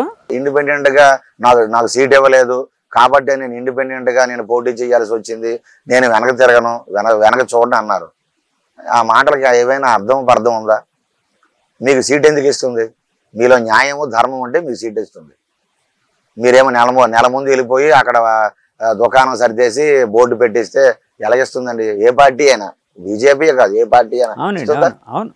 పెందుర్తిలోకి వచ్చి ఒక ఆయన 2 సంవత్సరాలు పని చేసుకుంటారు, సమన్వయకర్తలను వేస్తారు ప్రతి పార్టీ వాళ్ళు. మనం ఏదో నెల ముందు వచ్చేసి నాకు ఇచ్చేయండి టికెట్ అంటే ఎలాగ ఉంటుంది. కాబట్టి ఇండిపెండెంట్గా మీరు వెళ్ళడమే తప్పు. ఆ నెల ముందు వెళ్ళి మాకు టికెట్ అడగడమే తప్పు. ఆ ప్రెస్ మీట్ ఏదో అడిగేది ఏదో 2 సంవత్సరాల ముందు అడగండి. మా హిందూపూర్ వదలండి, విడిచిపెట్టండి, నేను ఇప్పటి నుంచే కష్టపడి నేను మీకు గెలిపించుకొని మీ దగ్గరకు వస్తాను, గెలిచి వస్తాను అనండి, సంతోషం. కాదు స్వామి, నేను అనేది ఏంటంటే ఆయన హిందూపూర్లో బీజేపీ సీటు రాకపోయిన తర్వాత, అంటే ఇవ్వకుండా ఉన్న తర్వాత ఆయన పోటీ చేయకుండా ఉంటే ఇంకా గౌరవంగా ఉండేదని భావిస్తున్నారు మీరు? నిజమండి, ఆయన పోటీ ఎప్పుడైతే పోనీ అలాగైనా హైకమాండ్ సరే మీరు మీ ఇష్టం, మీరు నాకు సీట్ ఇవ్వని అంటున్నారు కాబట్టి ముందే ఎవరికో ప్రకటించారు కాబట్టి దాన్ని నేను అంగీకరిస్తున్నాను, స్వాగతిస్తున్నాను, సరే ఇంకా అవకాశం వచ్చేటప్పుడు నాకు ఎప్పుడైనా చూడండి అంటే రేపు ఏమైనా అవకాశం వచ్చేటప్పుడు చూద్దురేమో కదా. ఒక ఎమ్మెల్సీ ఎలక్షన్స్ ఉన్నాయి, లేకపోతే రాజ్యసభ ఎన్నికలు ఉన్నాయి, వాటిని అవకాశం ఇద్దరు కదా. మళ్ళీ బీజేపీ పార్టీకి వ్యతిరేకంగా ఇండిపెండెంట్గా మీరు వేశారు. వేస్తే ఏమైంది, అడు బీజేపీ పార్టీ హైకమాండ్ మీద అగౌరవపరిచినట్లే కదా, ఆ మాటకి తొగ్గనాడినట్టే కదా. మరి ఏమైంది, ఈరోజు 1500 ఓట్లు వచ్చాయి మీకు, చివరికి ఉండే పరువు పోయింది కదా. అంటే మీ నిర్ణయాలు తప్పు, మీరు తీసుకున్న నిర్ణయం తప్పు, మీరు వేసే అడుగులు తప్పు, మీ ఆలోచనలు తప్పు. బీజేపీ మీద దోషేస్తారేంటి, హిందువుల మీద దోషేస్తారేంటి నెపాన్ని? మీరు ఖచ్చితమైన నిర్ణయం తీసుకోండి.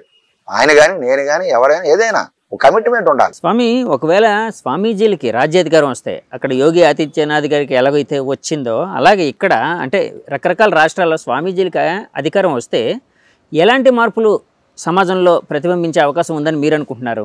స్వామీజీలు అంటే అందులో చాలా రకాలు ఉంటాయండి. హిందూ సమాజం గమనించాలి.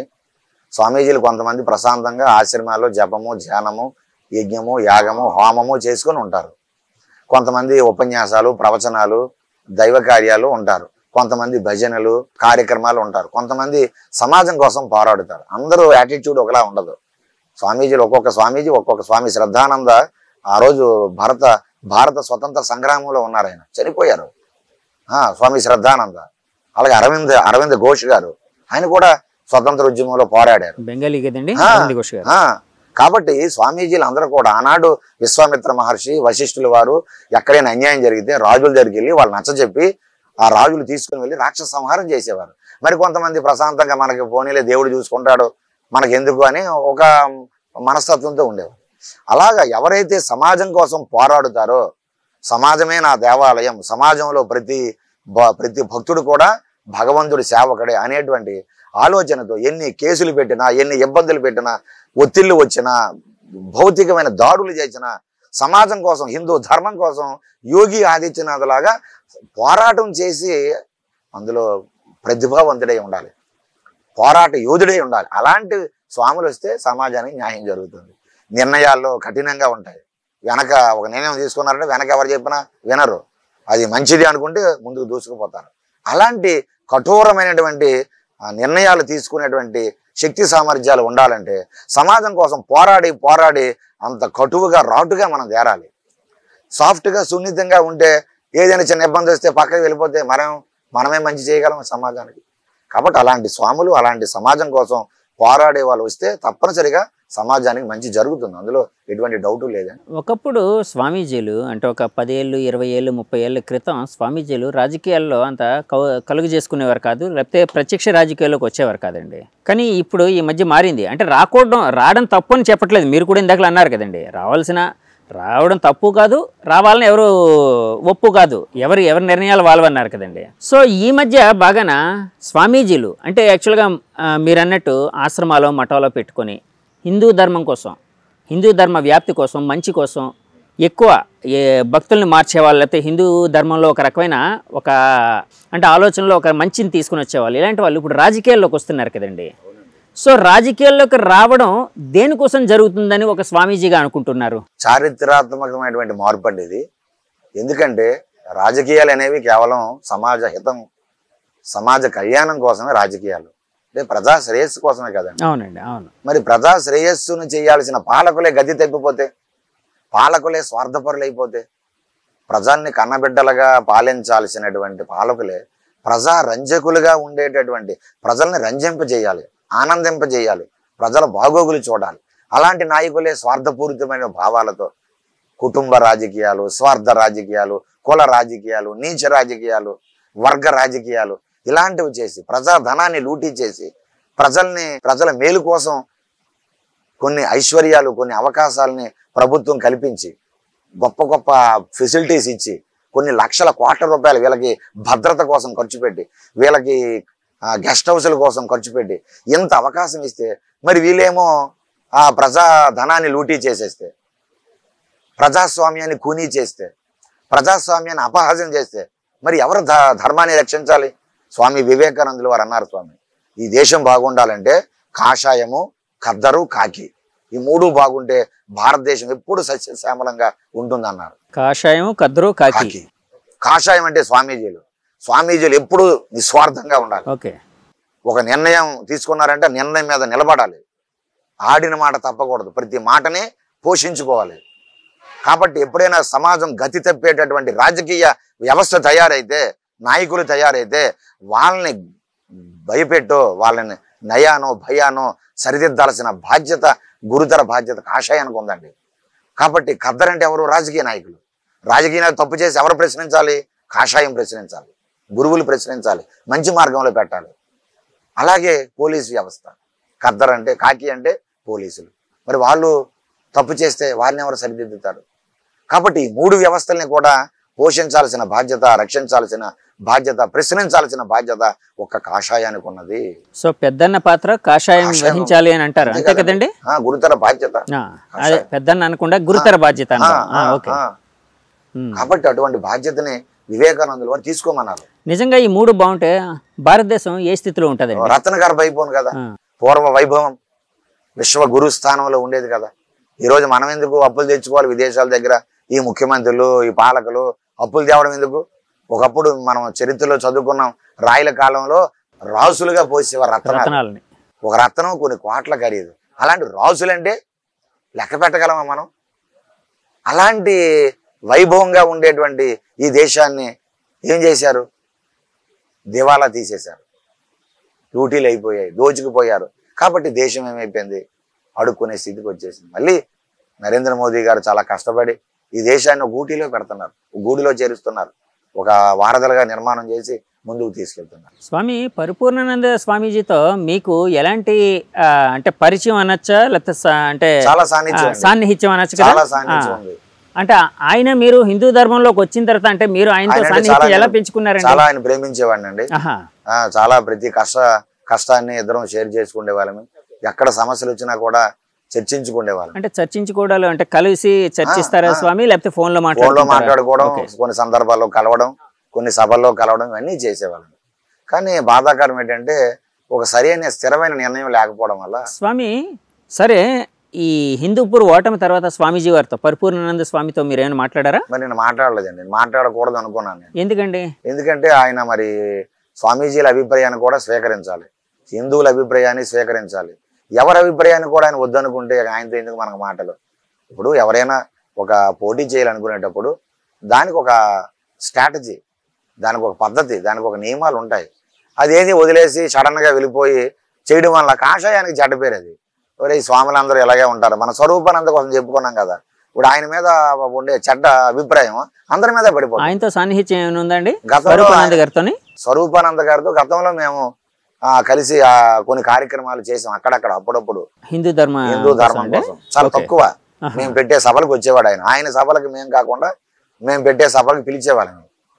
ఇప్పుడు ఒక 18 ఏళ్ళు 18 ఏళ్ళ క్రితం ఆయన ఎప్పుడైతే మార్గం అలాగా సైడ్ ట్రాక్ అయిపోతుందో, అమ్మో ఈయనతో మనకు ప్రమాదం, ఈయన ఊరకనే మాటలు చెప్పేవారు మనకు ఎందుకండి, చేతల్లో చూపించాలి. మాటలు చెప్పి వెళ్ళిపోయినవాడు ఎందుకు మనకు వృధా అని చెప్పి మేము తప్పుకున్నాం అన్నమాట. కాబట్టి స్వరూపానంద స్వామీజీ వారికి అంటే మీరు కాషాయం బరిదారిగా, అలాగే ఒక స్వామీజీగా మీరు ఇచ్చే సూచన ఏమైనా ఉందా అండి? సూచన కావచ్చు, సలహా కావచ్చు. అంటే అంటే హిందూ ధర్మం కోసం పోరాడుతున్నారు కాబట్టి అడుగుతున్నాను, ఆ విధంగా ఏమైనా? తప్పనిసరిగా ఆయన మొదటిలో కాషాయం కట్టుకొని ఉండేటప్పుడు ఏ మనోభావనతో ఉన్నారో, ఏ ధర్మం కోసం కాషాయం కట్టుకున్నాను అనుకున్నారో, ఏ హిందుత్వాన్ని రక్షించాలి, నా హిందూ సమాజానికి ఒక స్వామీజీగా నేను ఒక గౌరవాన్ని తీసుకురావాలి అనుకున్నారో ఆ మార్గాన్ని ఎంచుకోమని కోరుతున్నానండి. ఈ సైడ్ వెళ్ళేటటువంటి మనసు రకరకాల వ్యక్తులు, రకరకాల కారణాలు, రకరకాల రాజకీయాలు, రకరకాల సామాజిక కోణాలు ఇవన్నీ విడిచిపెట్టేయండి. ఇప్పటికైనా మారండి. మారి సమాజానికి నిష్కల్మషమైనటువంటి భావనతో, నిజమైనటువంటి మనసుతో మీరు ముందుకు వస్తే సమాజం మీ తప్పుని క్షమిస్తుంది. సమాజం మిమ్మల్ని మళ్ళీ జీవన స్రవంతిలో కలుపుకుంటుంది. స్వామీజీ, మీరు ఆశ్రమాలు పెట్టుకున్నారు కదా, అంటే వేరే ఆశ్రమానికి కూడా వెళ్తూ ఉంటారా ఇన్వైట్ చేస్తే? అంటే ఎప్పుడు ఎందుకు అడుగుతున్నానంటే, ఎప్పుడైనా మీరు స్వరూపానంద స్వామి వారి పెందుర్తి ఆశ్రమానికి అయినా వెళ్ళారా అండి? ఒక 2-3 పర్యాలు వెళ్ళాను స్వామి, వెళ్ళాను. కొన్ని కార్యక్రమాలు వెళ్ళేటప్పుడు వెళ్ళాము. అయితే అక్కడ భక్తులు ఎప్పుడు ఉండేవారు కాదు. ఎప్పుడు నాయకులు వ్యక్తిగతమైన పూజల కోసము, హోమాల కోసము వచ్చేవాళ్ళు తప్ప భక్తులు ఎక్కువ ఉండేవారు కాదు. ఎందుకు? ఆయన బయటికి తిరిగేవారు కాదు. బయటికి వెళ్ళాలి. హిందూ సమాజంలోకి మనం వెళ్ళాలి. కాషాయం కట్టుకున్నామంటే ఏదో ఆశ్రమంలో ఊరకనే ఉండడం కోసం కాదు కదా. సమాజానికి కష్టమైనప్పుడు ఆ కష్టాన్ని మనం వాదార్పు చేయాలి కదా. ఆయన ఇప్పుడు సామాన్యుల్ని ప్రాంతానికి వెళ్ళినట్టుగా గ్రామాల్లో ప్రచారం చేసినట్లుగా మీరు ఎక్కడైనా చూసారా? విశాఖపట్నం సిటీలోనైనా 4 వీధులు తిరిగి ఏదో ప్రచార యాత్ర, ధర్మ ప్రచార యాత్ర ఎప్పుడైనా మీరు చూసారా? లేదే. ఆయన ఏదో కేవలంగా ఆశ్రమంలోకి ఎవరైనా వస్తే ఈ పూజ చేస్తే మీకు ఈ కోరిక అయిపోద్ది, ఈ హోమం చేస్తే మీకు ఈ పదవి వచ్చేస్తుంది. నిజంగా జరుగుతాయి స్వామి? జరిగాయి. కాదు, నిజంగా ఇప్పుడు నేనేదో కోరుకొని వెళ్ళి ఒక హోమం చేస్తే జరిగిపోతుంది స్వామి? దాని ఫలితం తప్పనిసరిగా ఫలితం ఉంటుందని ఇందాక అన్నారు మీరు. ఫలితం అనేది ఉంటుంది, కానీ మనలో కూడా ధర్మం ఉండాలి అని అన్నారు ఇందాక. అంతే కదా. ఆ హోమం తాలూకా ఫలితము చేసినటువంటి వ్యక్తికి వస్తుంది. కానీ ఆ వచ్చేటటువంటి ఫలితం వచ్చే ఆ వ్యక్తికి దాన్ని స్వీకరించే అర్హత కూడా అర్హత ఉండాలి. అంటే అర్హత అనేది ధర్మం బట్టి వస్తుంది, అంతే కదండి? అంతే కదా. నేను ఎవరినో 100 మందిని నేను చంపియాలి, 100 మంది చనిపోవాలి పలానా దగ్గర, నేను ఈ హోమం ఆ సంకల్పంతో కూర్చుంటాను, అది జరగదు కదా. నీ మా మనసులో భావన తప్పుడు, అధర్మం కోసం ఆలోచించేటప్పుడు అది జరగదు. నిజంగా మంచి కోసం నేను ఆలోచించి నేను అందరికీ సేవ చేయాలి, మంచి చేయాలి, అందరికీ నేను హక్కుని చేర్చుకోవాలి, అందరికీ అన్నం పెట్టాలి, అందరి కష్టాలు నేను కడతీర్చాలి అనే భావనతో మీరు ఏదైనా యజ్ఞం యాగం చేశారనుకోండి, తప్పనిసరిగా లక్ష్మీదేవి అనుగ్రహిస్తుంది. అలాంటి భావన ఉండాలి. అటువంటి మనస్తత్వం ఉంటే దేవతలు ఎప్పుడూ అనుగ్రహిస్తారు. అటువంటి నిష్కల్మషమైన హృదయం కలిగిన వాళ్ళు తప్పనిసరిగా దైవానుగ్రహాన్ని పొందుతారు. కూటమి సక్సెస్లో పవన్ కళ్యాణ్ గారు చాలా కీలకమైన పాత్ర పోషించారని చెప్పి చాలామంది అనలిస్టులు కానీ చాలామంది ప్రజల్లో కూడా ఒక భావన ఉంది. అంటే కూటమి ఏర్పడడానికి పవన్ కళ్యాణ్ గారు అంతే బలంగా నిలబడడం కూడా ఒక కారణమైంది. సో ఆయన అంతే బలంగా నిలబడడం వల్లనే బీజేపీ పార్టీ కూడా టీడీపీతో జతకట్టింది. సో కూటమి అనేది సాకారమైంది. సో కూటమి అనేది ఒక స్వీప్ చేయడానికి ఒక అవకాశం కల్పించింది అని అంటూ ఉన్నారు. సో పవన్ కళ్యాణ్ గారికి డిప్యూటీ సీఎం ఇచ్చారు. సో ఆయన పనితీరు ఇవన్నీ మీరు అంటే చూస్తూ ఉండుంటారు గత 2-3 రోజులుగా ఆయన సమీక్షలు చేయడం ఇలాంటివి. సో ఆయన రాజకీయ భవిష్యత్తు ఎలా ఉండబోతుందని మీరు అనుకుంటూ ఉన్నారు? ఎలా ఉంటే బాగుంటుందని మీరు అనుకుంటున్నారు?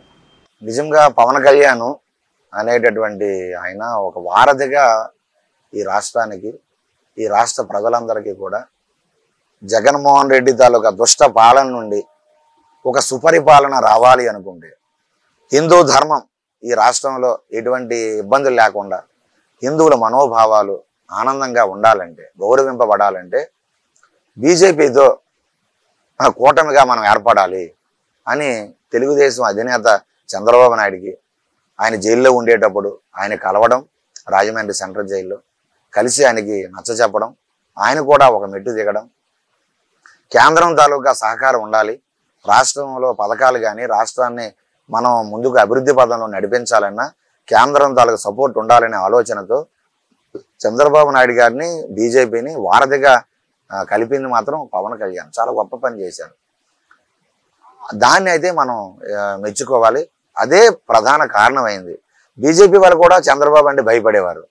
చంద్రబాబు కూడా బీజేపీ మనం చెప్పినట్టుగా చేయదు, వాళ్ళ ఆలోచన వేరు, మనం అనుకునేటంటే అంత మనల్ని అంత గౌరవం మనకి ఎవరేమో, ప్రాధాన్యత ఎవరేమో అనే ఆలోచనతో ఉండేవారు. బీజేపీ వాళ్ళు ఉండేవారు, మేము మా జాతీయ భావజాలం మాది, ప్రాంతీయ భావజాలం మాకెందుకు, ఆయన చెప్పింది కొన్ని చేద్దాం కొన్ని చెయ్యము అనే ఆలోచనతో ఉండేవారు. కాబట్టి ఇరువురికి కూడా చిన్న ఇగోస్ ఉన్నాయి, అహంకారాలు ఉన్నాయి. అంటే సాత్వికమైన అహంకారాలు, అది చెడు అహంకారాలు అన్ను. ఆ రెండూ కూడా డౌన్ చేసి కలిపిన మహానుభావుడు పవన్ కళ్యాణ్ గారే. ఆ మంచి పని అయితే చేశారు. కాబట్టి ఆయన కలపడం వల్లనే ఓట్ బ్యాంక్ అనేది చీలలే. ఓట్లన్నీ కూడా గొప్పనంగా పడ్డాయి. కాబట్టి ఈరోజు వైసీపీ చిత్తుగా ఓడిపోవడానికి కారణం. లేకపోతే గతంలో జరిగేటట్టుగా 2019లో జరిగేటట్టుగా మరి తప్పనిసరిగా వైసీపీకి అవకాశం వచ్చి ఉన్నాం. కాబట్టి అలాంటి అవకాశం ఓట్లు చీలకూడదు. ఈ రాష్ట్రానికి మంచి పాలన రావాలి, భయభ్రాంతులకు ప్రజలు లోనవ్వకూడదు, ప్రశాంతమైన జీవనం గడపాలి అని పవన్ కళ్యాణ్ మొదటి నుంచే చెప్తున్నారు. ఆ విధంగా ఆయన కూడా తగ్గి అంత ప్రయత్నాలు చేసినప్పటికీ సీట్లు తక్కువ ఇచ్చినా కూడా చాలా మంది విమర్శలు చేశారు. ఎంత చేసి నీకు 22 సీట్లే ఇచ్చినట్టు 21 సీట్లు ఇచ్చారు ఏమిటయ్యా అని చాలా ఇచ్చారు. తర్వాత 2 కూడా బీజేపీ కోసం త్యాగం చేశారు. ఏంటిది అన్నారు. ఆయన విజన్ ఒకటే, ఎట్టి పరిస్థితుల్లో మనం భేషజాలకు వెళ్ళామా, ఈగోలకు వెళ్ళామా ఓట్లు చీలిపోతాయి. మళ్ళీ ఈ జగన్ పాలన వచ్చిందా, ఇప్పటికే చాలా అందరికి భయభ్రాంతులు. అలాంటి సన్యాసుల మీదే జగన్ ఎన్ని దాష్టికాలు చేశాడండి. మా ఆశ్రయం మీదే అనేక దాడులు చేయించాడు. అవునండి, నా మీద ఎన్నో కేసులు పెట్టించాడు. దేనికోసం స్వామి? ఈ ధర్మం మాట్లాడుతున్నామని, హిందూ ధర్మాన్ని మీరు నాశనం చేస్తున్నారు, హిందువులకి న్యాయం చేయడం లేదు, ఇన్ని ఆలయాలు పడగొడుతున్నా ఆలయాలు విగ్రహాలు మొక్కలైపోతున్నా దోషులు పట్టుకోవడం లేదు. ఎక్కడ పిచ్చివాడు మధ్యస్థిమితి లేనివాడే అంటున్నారు. ఒకడో ఇద్దరో ఒక దగ్గర 2 దగ్గరలో పోని మీదే మీరు చెప్పేటట్టుగా ఎవడో పిచ్చివాడు చేశాడు. ఈ మొత్తం ఈ 180 ఆలయాల మీద దాడులు పిచ్చోలే చేశారండి. ఈ పిచ్చి వాళ్ళు హిందూ దేవాలయాలు తప్ప ఇతర మతాల కట్టడాలు విగ్రహాలు రోడ్ల మీద ఉండేటువంటి రాజకీయ విగ్రహాలు పడగొట్టరా ఎంత నాటకాలు ఆడారు. కాబట్టి ఇవన్నీ కూడా ఇలాంటివి జరగకూడదని వారు వెనక తగ్గి ఏకం చేసి మీరు అనేటట్టుగా ఆయన ఈ 2-3 రోజుల్లో ఏదైతే చేస్తున్నారో సమీక్షలని ఆయన నిలబడాలి అనుకుంటే ఎవరైనా కూడా ఈ ప్రజలు కూడా చాలా తెలివైన వాళ్ళు, ప్రజలు గమనిస్తూ ఉన్నారు. ఈరోజు సోషల్ మీడియా అలాగే మన యూట్యూబ్ ఛానల్స్ ఏం జరుగుతుంది, ఎక్కడేం జరుగుతుంది అనేది ఒక వాస్తవికత అనేది సామాన్యులకు కూడా చేరువవుతుంది. కాబట్టి ఎవరైతే ప్రజల కోసం నిజంగా నిలబడతారో భవిష్యత్తులో వారే నాయకులుగా ప్రజలతో ఎన్నుకోబడతారు. స్వామి, మీరు ఇందాక అన్నారు ఈ కూటమిని పవన్ కళ్యాణ్ అంటే మహానుభావుడు కలిపాడు అని అన్నారు కదండి మీరు. ఇప్పుడు అంటే ఆయనకి డిప్యూటీ సీఎం అవ్వడం అనేది ఆ గౌరవాన్ని పెంచేటట్టు ఉందని భావిస్తున్నారా? తప్పనిసరిగా ఆయనకి ఒక సముచితమైన మంత్రిగా కాకుండా ఒక డిప్యూటీ సీఎంగా ఇవ్వడం అనేది అది సముచితమైన గౌరవమే. చంద్రబాబు నాయుడు గారు తర్వాత మరి ఇద్దరు ముఖ్యమంత్రులు ఒక వ్యవస్థ మనకు లేదు, అది రాజ్యాంగ విరుద్ధం. కాబట్టి తప్పనిసరిగా ఆయనకు సముచితమైన స్థానం ఇచ్చారు పవన్ కళ్యాణ్ గారికి. అది మనం స్వాగతిద్దాం, సంతోషిస్తున్నాం కూడా. పవన్ కళ్యాణ్ గారు భవిష్యత్తులో ముఖ్యమంత్రి అయ్యే అవకాశం ఉందని భావిస్తున్నారా స్వామి? తప్పనిసరిగా ఆయనకు అవకాశాలు అన్నీ ఉన్నాయి, అన్ని క్వాలిఫికేషన్స్ పవన్ కళ్యాణ్ గారికి ఉన్నాయి. ఆయన గతంలో మీరు చూస్తే గతంలో ఆయన పోరాట పటిమ, గతంలో మాట్లాడే తీరు, ఇప్పుడు మాట్లాడే తీరు, మొన్న ఎలక్షన్లో చాలా చాలా హుందాగా మాట్లాడుతూ సమస్యల మీద మాట్లాడుతూ ఎవరైనా మీ వైసీపీ నాయకులు వస్తే మా ఆలయాలను ఎందుకు పగలగొడుతున్నారు, మా అర్చకులు జంజాలు ఎందుకు తెంపుతున్నారు, ఎందుకు లెంపలు కొడుతున్నారు, కాళ్ళతో ఎందుకు తంతున్నారు, నిలదీసి అడగండి అని చాలా సభల్లో ఆయన చెప్పారు. సమస్యలను అడగండి. ఈరోజు మా నిత్యావసర వస్తువులు రేట్లు పెంచేసి మా బటన్ నొక్కి మా అకౌంట్లో ఎవడ మిమ్మల్ని వేయమంటున్నాడు, మేము అడిగామా, మేము ఈ సంక్షేమ పథకాలు పేరు చెప్పి మా ప్రజా సంక్షేమాన్ని గాలికి వదిలేసావు, అంత అవసరమా అని అడగండి అని కూడా ఆయన చాలా సభల్లో చాలా విజ్ఞతతో మాట్లాడారు స్వామి. కాబట్టి ఆ విజ్ఞత, ఆ మెచ్యూరిటీ ఇంకా ఆయనకి బాగా ఇంకా రావాలని నేను కోరుకుంటున్నాను. భవిష్యత్తులో ఆయనకి తప్పనిసరిగా మంచి అవకాశాలు మరి రాష్ట్ర ప్రజలు కూడా ఇస్తారు. ఆయనకి సీఎం ముఖ్యమంత్రిగా అయ్యేటటువంటి అన్ని అవకాశాలు కూడా ఆయనకు ఉన్నాయి. కేంద్ర మంత్రిగా కూడా ఆయన మోదీ గారిని అడిగితే కేంద్ర మంత్రి పదవి కూడా ఆయనకి పెద్ద కష్టమేం కాదు. రాజ్యసభ ఎక్కడో దగ్గర రాజ్యసభ ఇస్తారు అట్లా అన్నారు కదండి. పిఠాపురం అండ్ కాకినాడలో కూడా ఎంపీగా పోటీ చేయబోతున్నారు, వీలైతే ఆయన కేంద్ర సభకి అదే కేంద్ర మంత్రి కూడా కాబోతున్నారు అన్నట్టు కూడా అప్పట్లో కొన్ని ఆలోచనలు వచ్చాయి. కానీ అది ఆయన వద్దనుకున్నారు. అది ఆయన విశాలమైన భావనకి నేను రాష్ట్రంలో ప్రజలకు సేవ చేస్తాను, కేంద్ర పదవి ఇస్తే దేశం అందరికీ నా ఆలోచనలు నేను నా శక్తియుక్తులు దేశం అంతా వ్యాప్తి చేయాలి, కాబట్టి రాష్ట్రానికి సరైన న్యాయం చేయలేనేమో నా ప్రజలకని త్యాగం చేశారు. గొప్పతనం అది. ఎప్పుడైనా పవన్ కళ్యాణ్ గారిని కలిసారా స్వామి? ఇంతవరకు ఎప్పుడు కలవలేదు, ఇంతవరకు ఎప్పుడు ఆయన కలవలేదు. ఆయనకు కూడా యాక్చువల్గా సాధు సంఘ పరిత్యాగులన్నా మీలాంటి స్వామీజీలన్నా ఒక రకమైన అంటే ధార్మిక భావం ఉంది, చాలా గౌరవం ఉందని విన్నానండి. అట్లాగా అంటే ఆయన వైపు నుంచి ఎప్పుడైనా మీరు కానీ లేకపోతే మీ స్వామీజీలు ఎవరైనా ఆయన్ని కలవడం జరగడం ఇలాంటివైనా సంఘటనలు మీరేమైనా విన్నారా అండి? నేనైతే రిప్రజెంట్ చేయడం కానీ లేకపోతే మాట్లాడడం కానీ సమాలోచనలు చేయడం కానీ భావాలు పంచుకోవడం కానీ. ఒకసారి మేము సాధు పరిషత్ తరపున విశాఖపట్నం ఆయన వస్తున్నారని ఆయనకు ఒక హిందూ సమస్యల పైన ఒక రిప్రజెంటేషన్ ఇద్దామని బయలుదేరి వెళ్ళాం. కానీ ఆయనకి చాలా ఇబ్బంది పెట్టి ఆయన్ని ఆ స్టేషన్ లో ఏదో హోటల్లో నిర్బంధించేసి బయటికి రానివ్వకుండా కార్యకర్తల మీద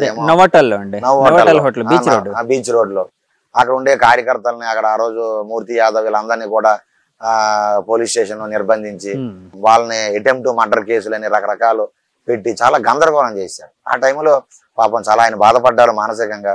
మేము కలుద్దామని ఆ రోజు అనుకున్నాం. ఈ రాష్ట్రంలో మీరు కూడా చాలా విషయాల పట్ల మాట్లాడారు. విజయవాడ సమస్యల మీద మాట్లాడు. విజయవాడ కనకదుర్గబ్బ పున్నమి ఘాటు ఏదైతే ఉందో ఆ పున్నమి ఘాటు మత ప్రచారకులు బాప్టిజం ఇవ్వడం ప్రారంభించారు. అవును స్వామి. అమ్మవారికి రథోత్సవం జరుగుతుంది అక్కడ పౌర్ణమి. అమ్మవారికి నవరాత్రి దేవి నవరాత్రుల్లో శరన్నవరాత్రుల్లో అమ్మవారికి రథోత్సవం జరుగుతుంది, తెప్పోత్సవం జరుగుతుంది అక్కడ. ఆ తెప్పోత్సవం జరిగేటటువంటి పున్నమి ఘాట్లో జగన్మోహన్ రెడ్డి పుణ్యమాని అక్కడేమో మత మార్పిళ్ళు బాహాటంగా బరి తెగించి మత మార్పిళ్ళు జరుగుతుంది. దాన్ని ఖండించారు ఆయన. ఏమనుకుంటున్నారు మీరు? మా అమ్మవారి పున్నమి ఘాటు మీకు ఎలా కనిపిస్తుంది? మీరు బాప్టిజం ఇవ్వడానికి రాష్ట్రంలో చెరువులు ఎక్కడ లేవా? ఇక్కడే కావాలా? ఏమిటి మీ బరి తెగింపు? ఏమిటా మీ అహంకారం? ఏంటి ప్రభుత్వం ఎడి తీసుకుపోతుంది మా క్షేత్రాలను? గట్టిగా మాట్లాడారు. అలాగే అంతర్వేద విషయం పైన గట్టిగా మాట్లాడారు పవన్ కళ్యాణ్. చాలా విషయాలు. అవునండి. ఆ గోవులు ఎక్కడైనా సింహాచలంలో గోవులు చనిపోతే దాని మీద స్పందించారు, చాలా చేశారు.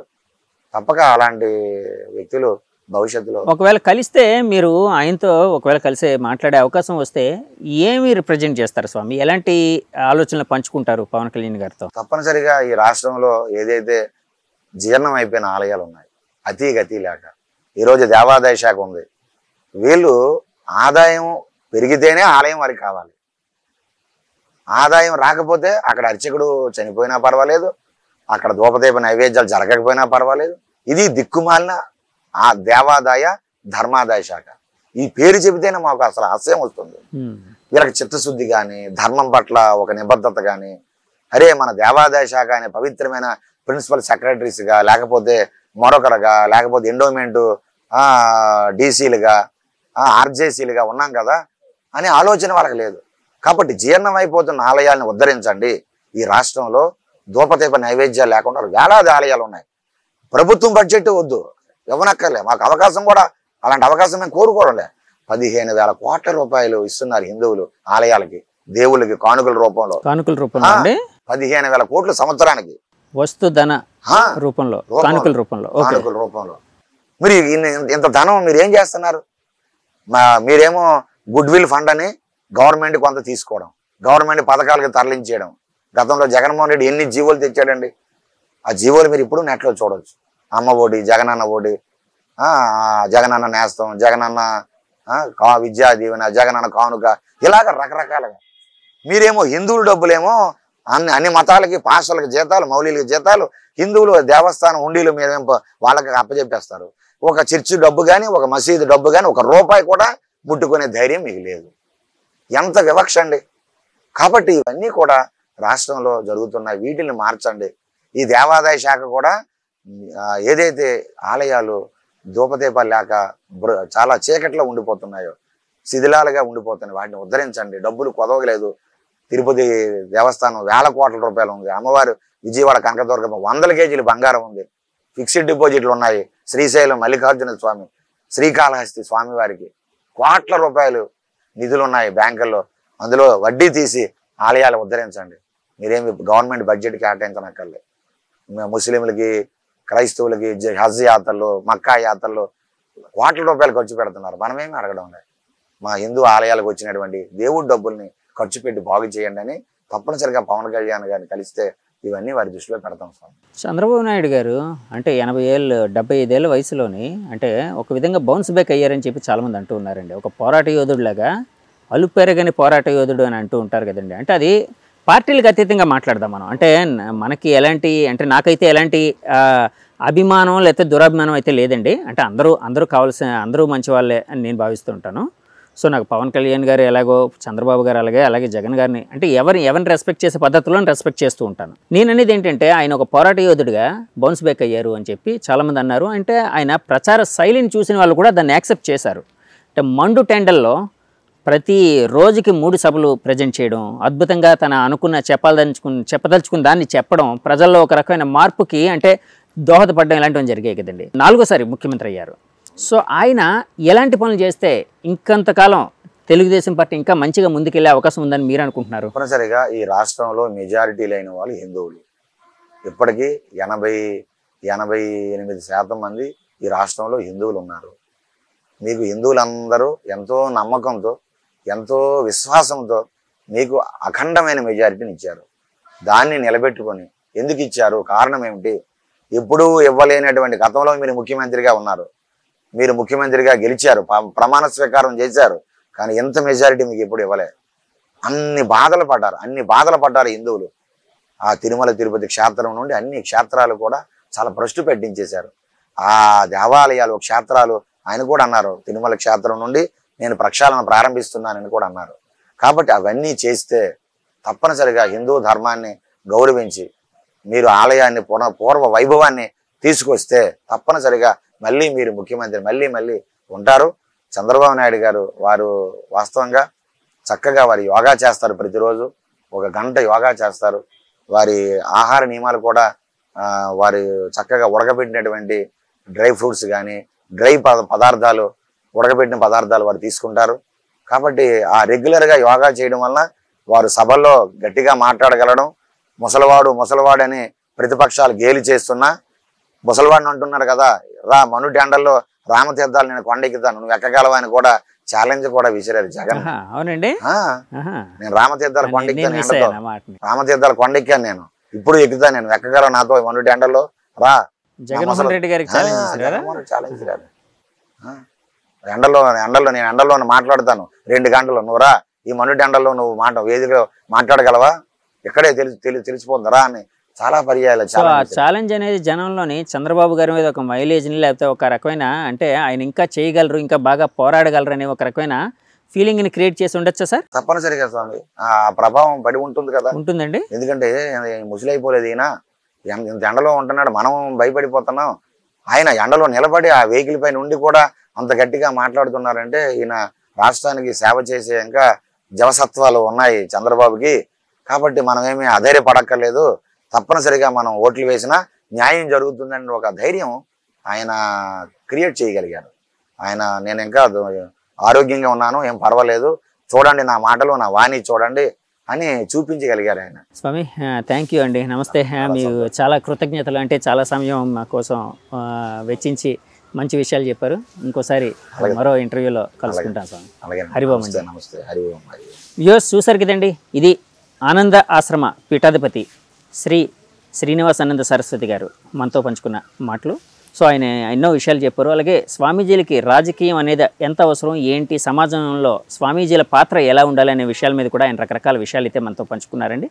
ఈ ఇంటర్వ్యూ మీకు నచ్చితే మన ఛానల్ లైక్ చేయండి, కామెంట్ చేయండి, షేర్ చేయండి, సబ్స్క్రైబ్ చేయండి. Thank you very much. Signing off, me Jagadish. By by. నమస్తే.